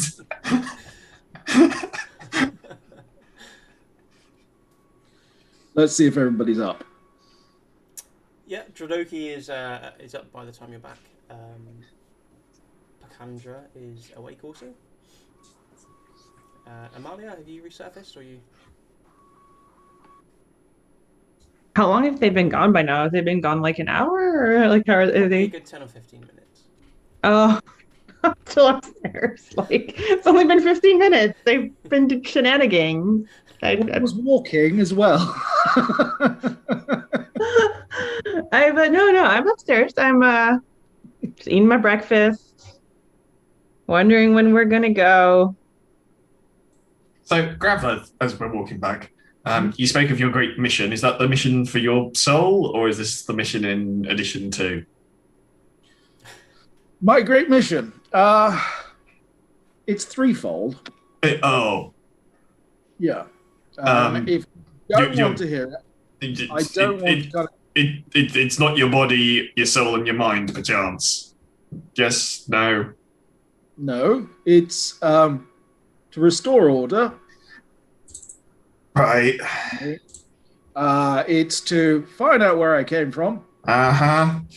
And fourthly, thirdly, the fourth one, it's to serve my Lord and Savior Corian. Right. Left. Oh, look, we're back at the tavern. You should go and speak. Interesting. You didn't have any booze or treasure or... Hey, I have other interests other than booze and treasure, mostly acquiring said booze and treasure, but Isn't it? It's both. Well, you've got order and Corian, I've got booze and, I mean, I haven't mentioned treasure, it's a bit of something to say, but yes, I do happen to like having money. Being poor is very, very time-consuming. So there we go. You're not so different from me. Precisely, there we go. Two kindred... Of course. Currents. Your words, not mine. Wait. Well, what would you like me to say? Winds? Pheasants? Pheasants with a feather? I think pheasants has become a bit of a moot point today, hasn't it? Let's see if they've got some pheasant on the menu. There is, unsurprisingly, no pheasant on the menu. What? So he was telling the truth. Are we the baddies? We must be the baddies. Well, I must go and sit down and think about this. Have we got anything close to pheasant? Maybe a duck or a goose. There's there is hornsaw wren. Something foul about that, I think. Let's have it forthwith. Drodoki's, welcome back. I wasn't sure when we'd all get together today. I've been chatting to the young attendant here. It's been a while since I've been in Freeholm, you see, and as you know, with politics and institutions, things can change. I need to present myself to Gran Woodbourne and the council. So I plan on doing that today. If you'd be willing to accompany me. Should we mention the journalist at this point, Rahalis? Yes, how did your interview go with the journalist? She seemed very happy when she left. You old fountain of knowledge. Journalist? Yes. There was a journalist here looking for you, but I sent her on her way. You see him puff up. Oh. Well, obviously words preceded myself. You encourage this kind of thing? Well, Yeah. I think she left, and Mahalis will take off one of like the leather boots, which have got holes in them, which have kind of been sewn shut. Dig around for like a rolled up pamphlet that we got given that he's used to basically aid the boot in holding its shape, and just she's tries to uncrumple it with the clawed hands, just kind of puts it on the table and goes, "She's there, and she wants to talk to you." oh my. The establishment has grown since I left the Broadreach. There was certainly no newspaper when I last resided here. Yes, in answer to your question, Gravleth, I'm a storyteller, so of course it would be of interest to have a I story might have about me. been a bit brushed with the lady. You yourself and Picandra were sleeping in the upper room. She went upstairs to bother you, and I might have told her that she wasn't wanted. In a roundabout way. I appreciate you looking out for my person, Gravleth. I'll make introductions after we've been to see Gran. I might have been a bit overzealous, and I You, Gravlev? Never. I can't imagine that, my good fellow. I am what I am. Chance, do you want the pheasant pureed and kind of strawed into the helmet, or are you going to be eating up in your room? Oh, sod it. He takes his... Don't panic. Did you just? This is me, Did he just blaspheme my ass? and no, I don't think I'm Titan-spawn, but, you know. It's what I've been given, and I have to work with it. So... Gravlev, you do know about, like, this, don't you? Don't you? Do you? Oh, that makes sense now. You weren't being rude. Right. Yeah. I think Right. this is why, you know. Well, no, I've seen this before, remember? But I had a different question, which you're not picking up on, which is fine. What was Anyway, the You're going to have to be a bit more forgiving of me, because eat some food and maybe your ears will prick up. Let's find out. Oh, very funny. First thing I do, I open myself up to you, and you make a joke about my ears. What?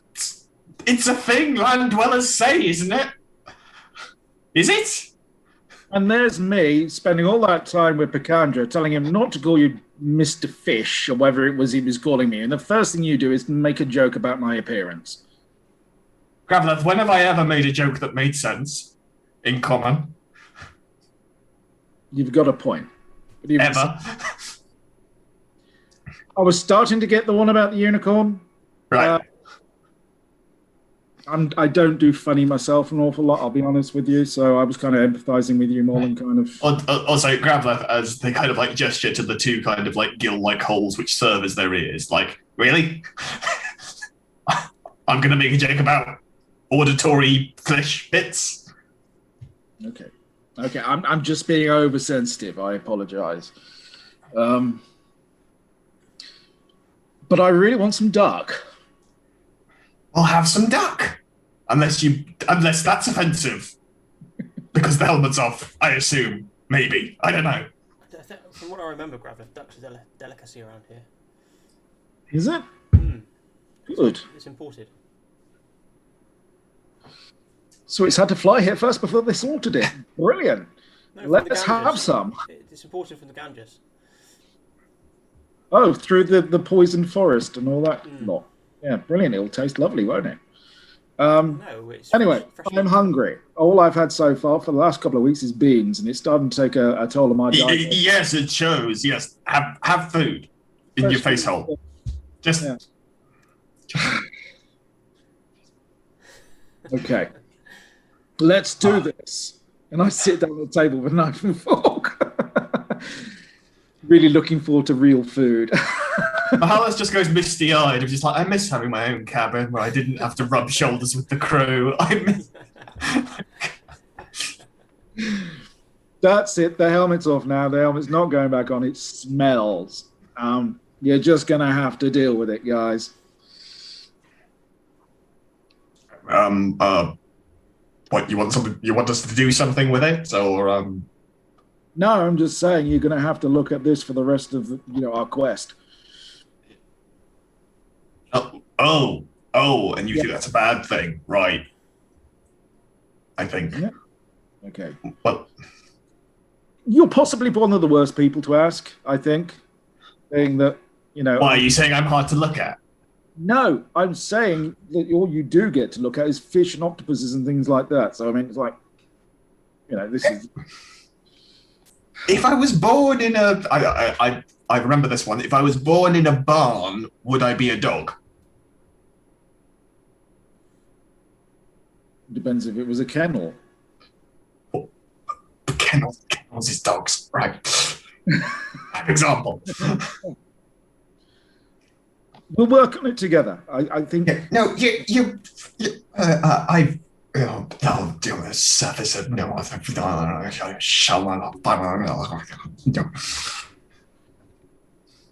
And there, I thought we were starting to build a relationship, but Anyway, Doug awaits.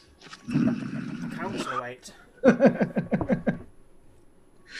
Like Henry VIII thing, the thing, If you're all ready, let's go meet Gran. I'm eager to find my place among my people again. All right. Do you want to leave Amalia here then? Oh yeah, where is our friendly Lady of the Ganges?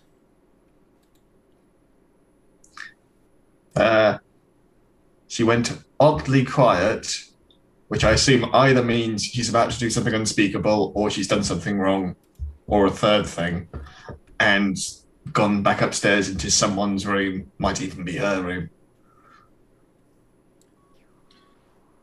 Do you want me to go and check? Well, I think it would be good. Well, it depends. Are you still feeling oversensitive, or has the duck fixed it? No, the duck's fixed it. Duck's fixed it, because I'm just saying, if everyone's, if you're going to be overly sensitive, maybe around the Divine War was murder thing is not the best place to be. I'm just feeling that I'm kind of obviously the people person at the party. I'm sure you all putting a word in for me with the council if it comes to it, and despite I can deal with people, just not you people. the council may be suspicious if I come over as whiter than white, let's say. I love the fact he's still trying to talk while we're having a conversation. Whiter than white. Yeah, okay. I imagine, as my good friends, of course, I'd imagine you'd go in and put a very good word in for myself. So, and you don't want us to? No, I'd like you to, but I know Amalia. I know Amalia won't. Right. Well, Gravlath, do you want to go and bother Amalia? Given that you have a penchant for bothering this morning. I feel that will let them know that I do have. I'm dwarfen at heart, not just holier than thou, let's say.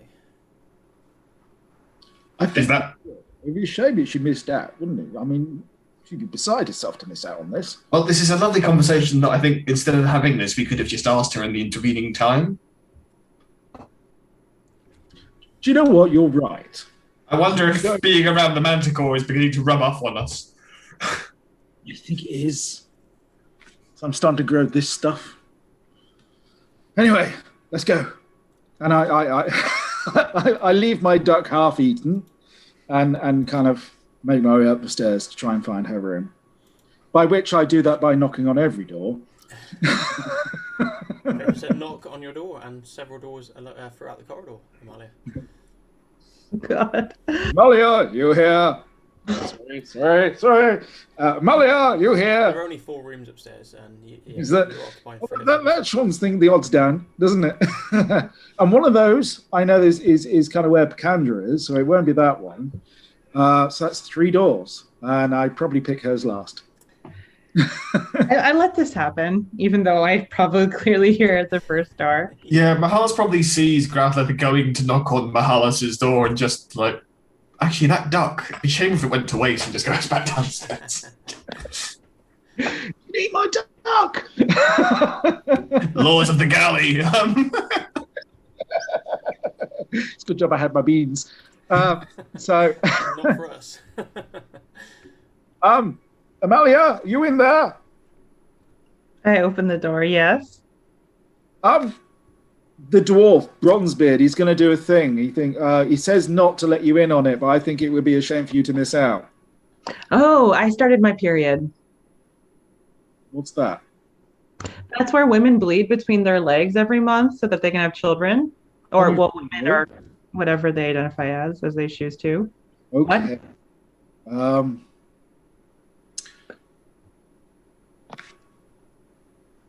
I'll just say you're not coming then. Unless you'd like me to explain more. At great length at some point, but not now. Hold on to that one.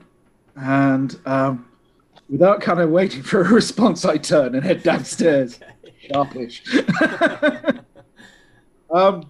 She said she's terribly sorry, Jadoki, but she can't make it today. Oh. Too much meat after I left last night, maybe? Well, I thought that's what you wanted anyway. I just, No, I'd actually... Just take it as a gift, okay? I wanted to add some... Did you just shush me? Just take it as a gift. Rather, you referred to yourself earlier as the people person. I am, obviously. The Candra's taught me a lot. I think therein lies the problem. Oh. I'm supposed to hug you at this point, I think. No. I thought not. That sits well with me as well. Yes. Oh, Bronzebeard. Yes, you've got a thing. And you want us to put in a good word for you. Yeah, I'm just a bit upset that Amalia won't be there to add some shade to the tale, but let's go and do this. If you want, we can all, chip in and throw a little bit of shade over you, and maybe that will make up for it. Well, I have a feeling that Candra, put me straight if I'm wrong, but I feel like you'll sell my best assets and somewhat gush over how grand and good I am. Yes, coming from a man who never named his donkey. Well, there's a story there one day that I'll when we have more time, I'll translate that tale. Okay. Right. Rebluff, I know you'll do the noble thing, and of course, again, Cool. beseech my virtues. Yes, Mahalis, if you'd like to, if you'd perhaps like to put in, well, not so much a bad word, but make me appear dwarfen rather than. The fact that this is the highest I've ever seen your brow because it's normally closer to your nose. Well, there you go. Fantastic. We have our story. To be honest, I think Amalia's worried off because we're winding up big time, aren't we? I think it must be like osmosis or something. She's kind of, the evil's coming out. Sarcasm. That stuff you were talking about. With Amalia.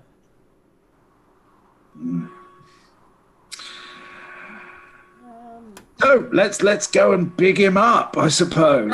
Is everyone in the Silver Order? Do they all talk like this? No. Right. No. Do they all normally work on their own? We'll head to the council shortly. Amalia, Yes. Is there anything you'd like to do while they're out? Yes. Yes. I would like to go to the barkeep. Yep. And I give him the description of the man who walked in. And I say, do you perhaps know who he is? He reminded me of a member of my kin. And I'd like to pay him a visit to say hello. He left so quickly. Yeah, I think you mean Kencor, who he comes to the Twilight Bowl for breakfast every morning. He's the rope bridge artisan for Freehome. Oh, so I guess I could find him in the artisan's quarter then. of free home. He's in the carpenter shop just over the way. Oh, thank you. Thank you so much. Well, if you Have a recognise him, nice then day. hopefully he'll be looking forward to seeing you. I'm sure he will, and I slide him a gold piece, and I walk off. It's I'm sure you'd find. You paid me very well last night for my services. Ah, it's a bit fuzzy. Yes. And I go to meet. Well, I go to the carpenter shop. Okay. Yep, you can see it's in darkness. It looks closed up. I knock on the door. We're closed. It's World Day, which is the middle of the week. I say it's the middle of the week. Silence. Are the people around? Not too many at the moment. The Arsan's sector's not quite awake yet, so there aren't any customers walking around or.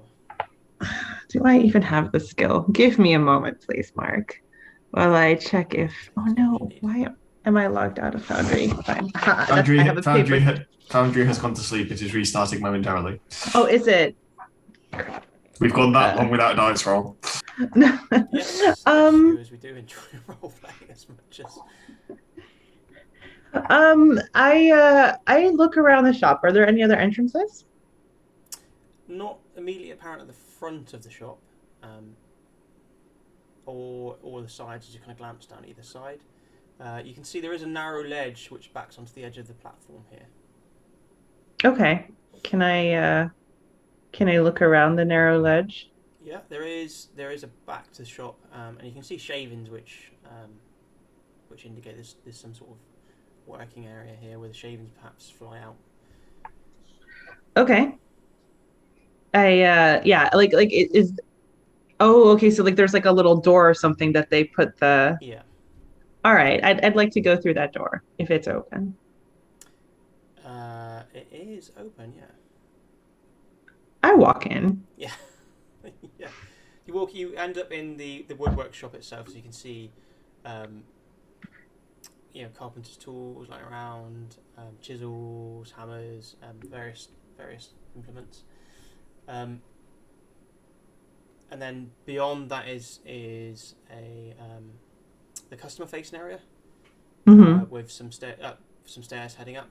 But yeah, in the customer facing area, you can see the elf that seemed to recognise you this morning. All right, give me you kind of. I take it you're trying to be slightly stealthy as you enter. Yeah. Give me a stealth. Let me just quickly. I need Foundry's back up. Let me log on. I realized on the character sheet that the paper character sheet I have, I didn't write out my stats.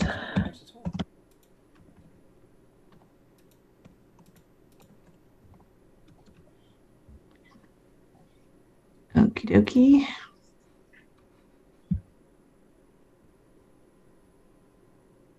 Just waiting for Foundry to load. Yeah. So, viewers, Foundry is the virtual tabletop that we use for our battle maps and dice rolling. It's absolutely great for GMs because it loves to roll 6 criticals towards TPKs each session. If your name is Mark. I rolled a 21. Epic, yes. So he's very much still looking towards. He's kept about 5 or 6 feet between himself and the window. Very much looking towards the front of the shop still, and you're kind of in the doorway between the work area and the customer facing area.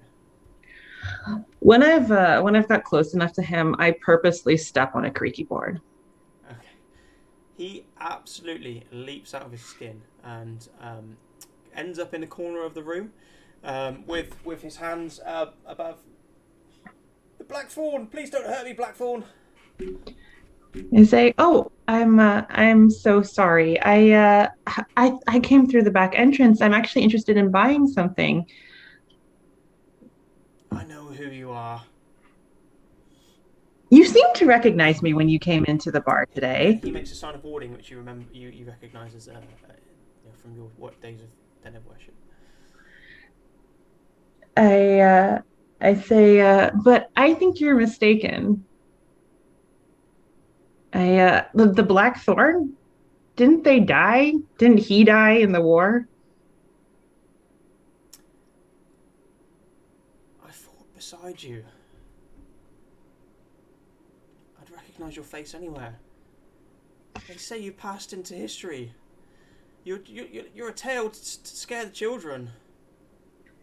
I step closer to him Yeah. and I say, yes, I have heard that tale, but I'm pretty sure that that person's not here anymore. And, dredging up old tales from the war beyond halflings doing something dastardly to dwarves, well, that never seems like a good idea, does it? Please don't hurt me. Well, I mean, I think personally, and I start, kind of like looking over the wood carving tools, and like I pick up a chisel and I look at it and I place it back down, and I say, I think that if we want the past to stay in the past, we shouldn't really be reliving any stories, and the stories won't hurt us, right? I'm. So are you saying the Black Fawn is dead? I'm sure of it. And other people have made the same mistake as you, and the blackthorn is gone.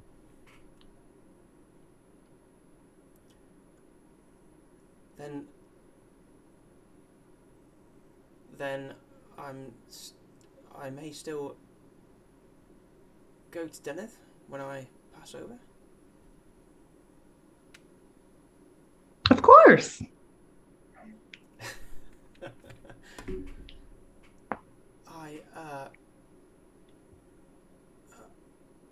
Why would Denev's life be taken away from anybody who worships her so diligently? The Blackthorn knows why. I doubt anyone in connection with her will have a problem. Why would they? I hear you. It's just hard to. Such blood. So much blood. I hear you. I will. I think I'll stay closed for the day. I'll stay out of your way. Yes, I'll stay out of your way. Just let's just forget this, shall we? That's what I was thinking. Sometimes these mix-ups happen, and well, I'm happy that we could sort that out, huh? And I reach over and I very slowly place my arm on his shoulder. He shrinks down in the corner and as far as he can into the corner. And I just two pats. And I say, "Oh, can I leave through the front? Is that all right?" Keys are on the counter. Thank you. And I look at the keys. I take a survey. I look at him again, straight in the I look at him and I stare at him until he stares back at me. And then I take the keys, I open the door, and I just throw them on the ground and I shut the door again. Yeah. And then you head back to the inn? Yeah. Absolutely. Yeah, I just wait for my party members. Yep. Yeah. So yeah, you head back to the inn. The bartender, the attendant there doesn't seem to notice you come or go. Whether you head up to your room or you sit in the common room is obviously your choice. Back to the main group, heading towards Gran.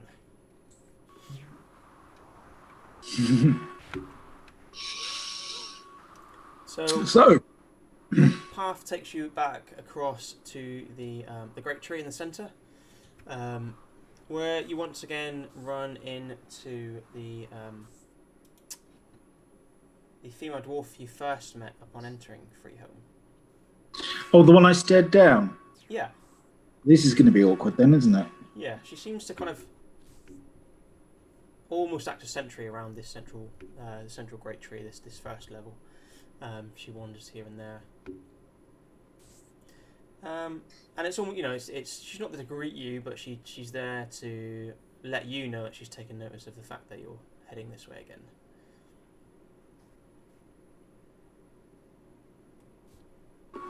I think just kind of to break the ice, rather than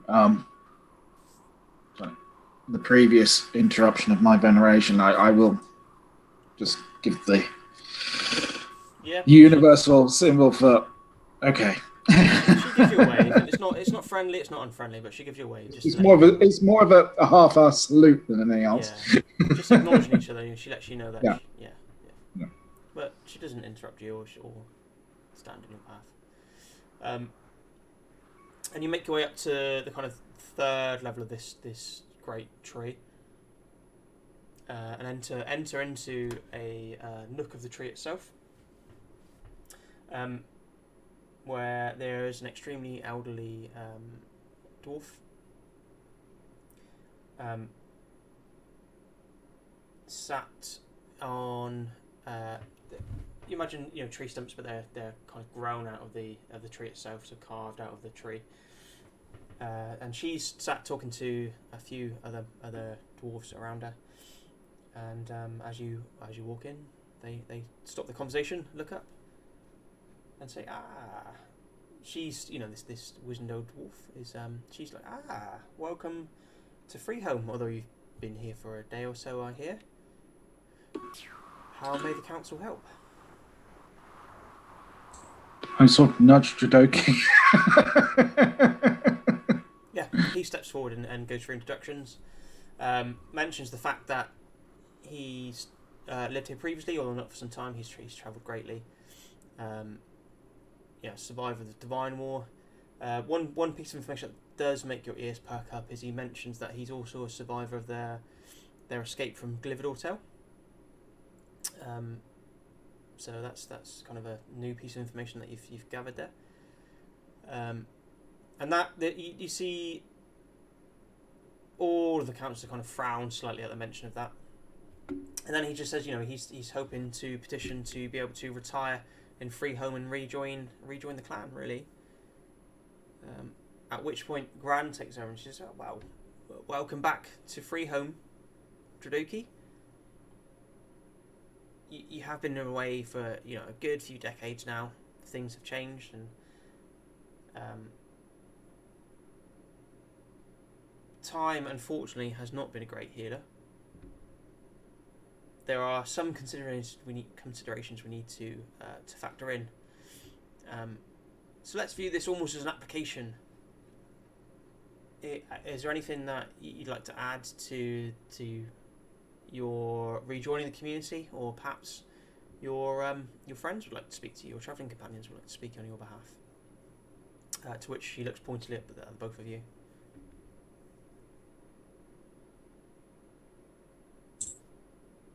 We just kind of look at each other. And then Malice, with a practiced hand of no one's talking. Oh, great. Of only that Kadoki is a renowned storyteller and historian of events, major and minor, and would be a credit to any community that he frequents. And although on the travel here, he had much of the charm of a avalanche. He was still, however, kind enough to lift spirits with stories long forgotten.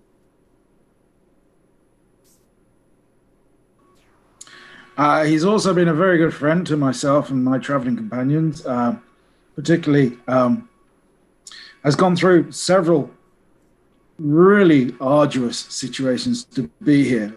And it been very single-minded about wanting to get back to this place and make a difference and kind of finish out his years amongst hopefully friendlier people in friendlier times. Having said that, he's an honest fellow. I've always found him to be upstanding and true to his word, even though he didn't name his donkey. But that said, I think he would be an asset to you. And I think having the renowned Bronzebeard in your company might be a draw for trade. And everybody likes an extra bit of coin. And also to enrich the entertainment establishments of your little enclave here. And also to teach others about what has happened throughout his travels and pass on those histories to them. You see lots of nodding amongst the council between each other. And as you finish, Gran Woodbourne jumps up rather sprightly from her tree stump. You know, the seat she sat in. Grabs up a cane beside her and walks towards you all, using the cane for support. And she's kind of waist height to Mahalas, which is probably thigh height to Gravlith maybe. But she peers up with her rather shrewd gaze, rather perceptive, insightful eyes, and she holds your eyes for a moment as she looks at you. I stare down and give her the the whole benefit of my ocular cavities. And amongst that as well, she also looks you up and down and takes in your apparel, the equipment you're carrying. Mahalas, she seems to peer a bit more intently into your gaze. I blink the wrong way. Yeah. Just She doesn't seem perturbed, but she seems to note it and file it away.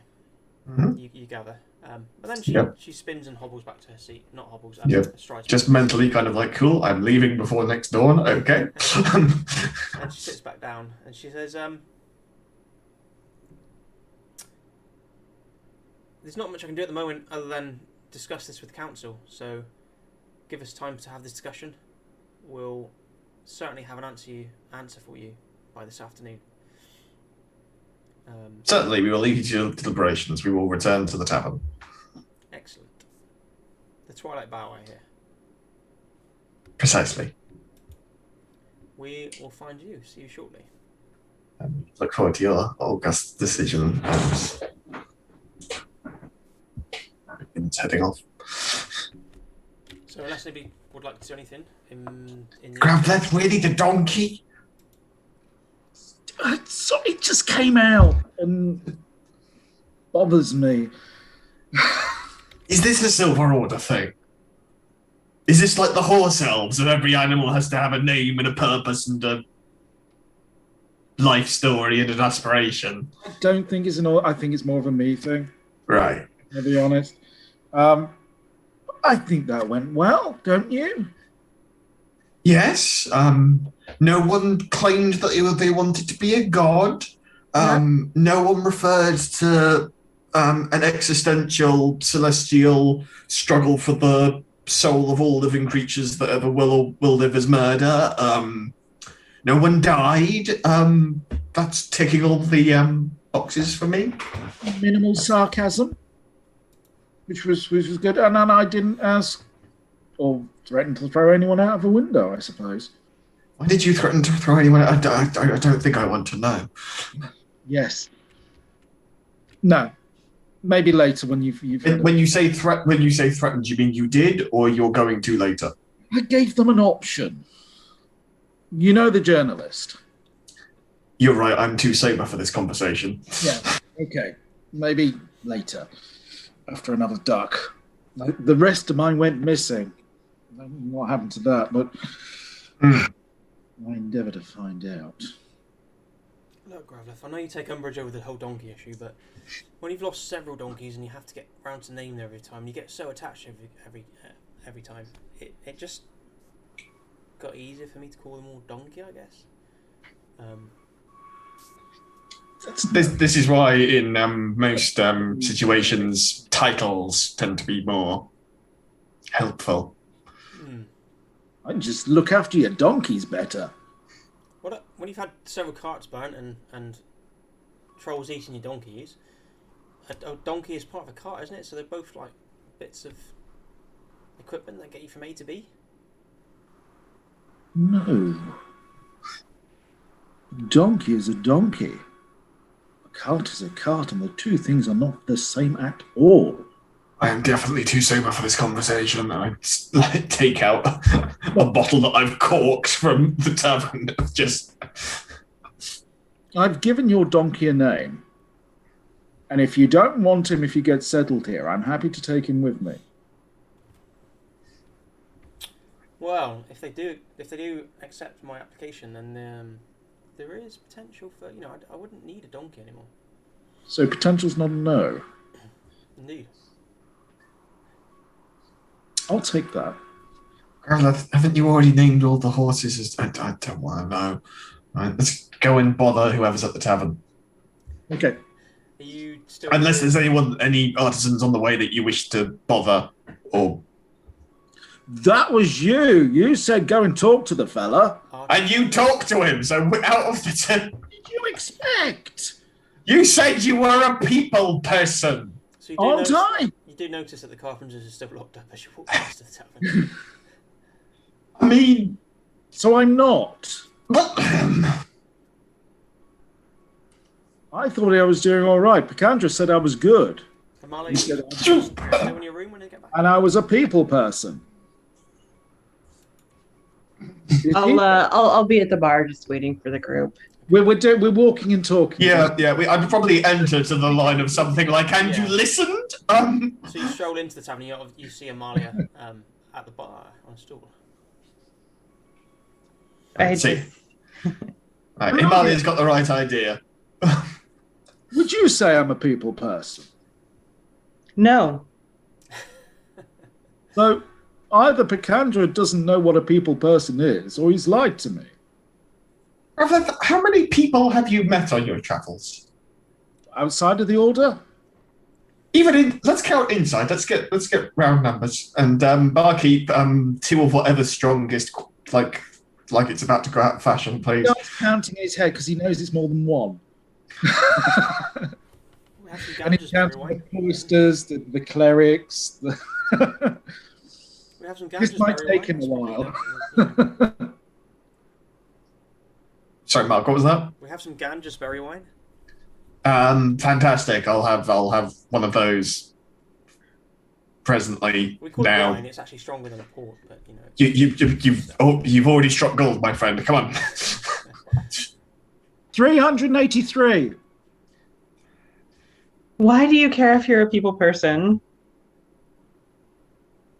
Well, Picandra said it was something that everybody should be. Why? Well, because Picandra said so. weren't you threatening to throw people out of windows, Graveler? No, I didn't threaten. I gave them an option of leaving by the stairs or the window. I take a big glug of the glass and go, fantastic, I'll have a bottle. Dude, it seemed perfectly reasonable to me at the time. Well, either way, I'm glad you're feeling better, Amalia. Let's toast to that. That's Stradoki. I say yes to my menstruation, and I hold up my glass. Perfect spirit for this. I like how they both have no idea. Well, Malice is now kind of thinking, elves can do that by luck? Is this what the bards call the look of love? I don't know.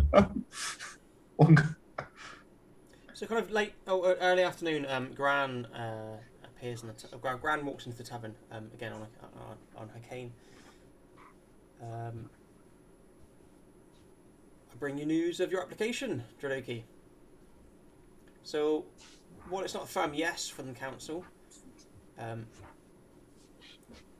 let's view it as a new application to an apprenticeship, really, to the clan. So, you can stay with us. You'll have to work with the council, move amongst the members, and relearn what it is to be part of Freehome. And as long as that works out, you can stay with us. How does that sound to you? And Joki seems a little bit unsettled. You can see, you know, he's a little bit kind of like, it wasn't the resounding yes he was expecting, but he does reply with, let's give this a chance. I want to come home. So that's a yes on the donkey?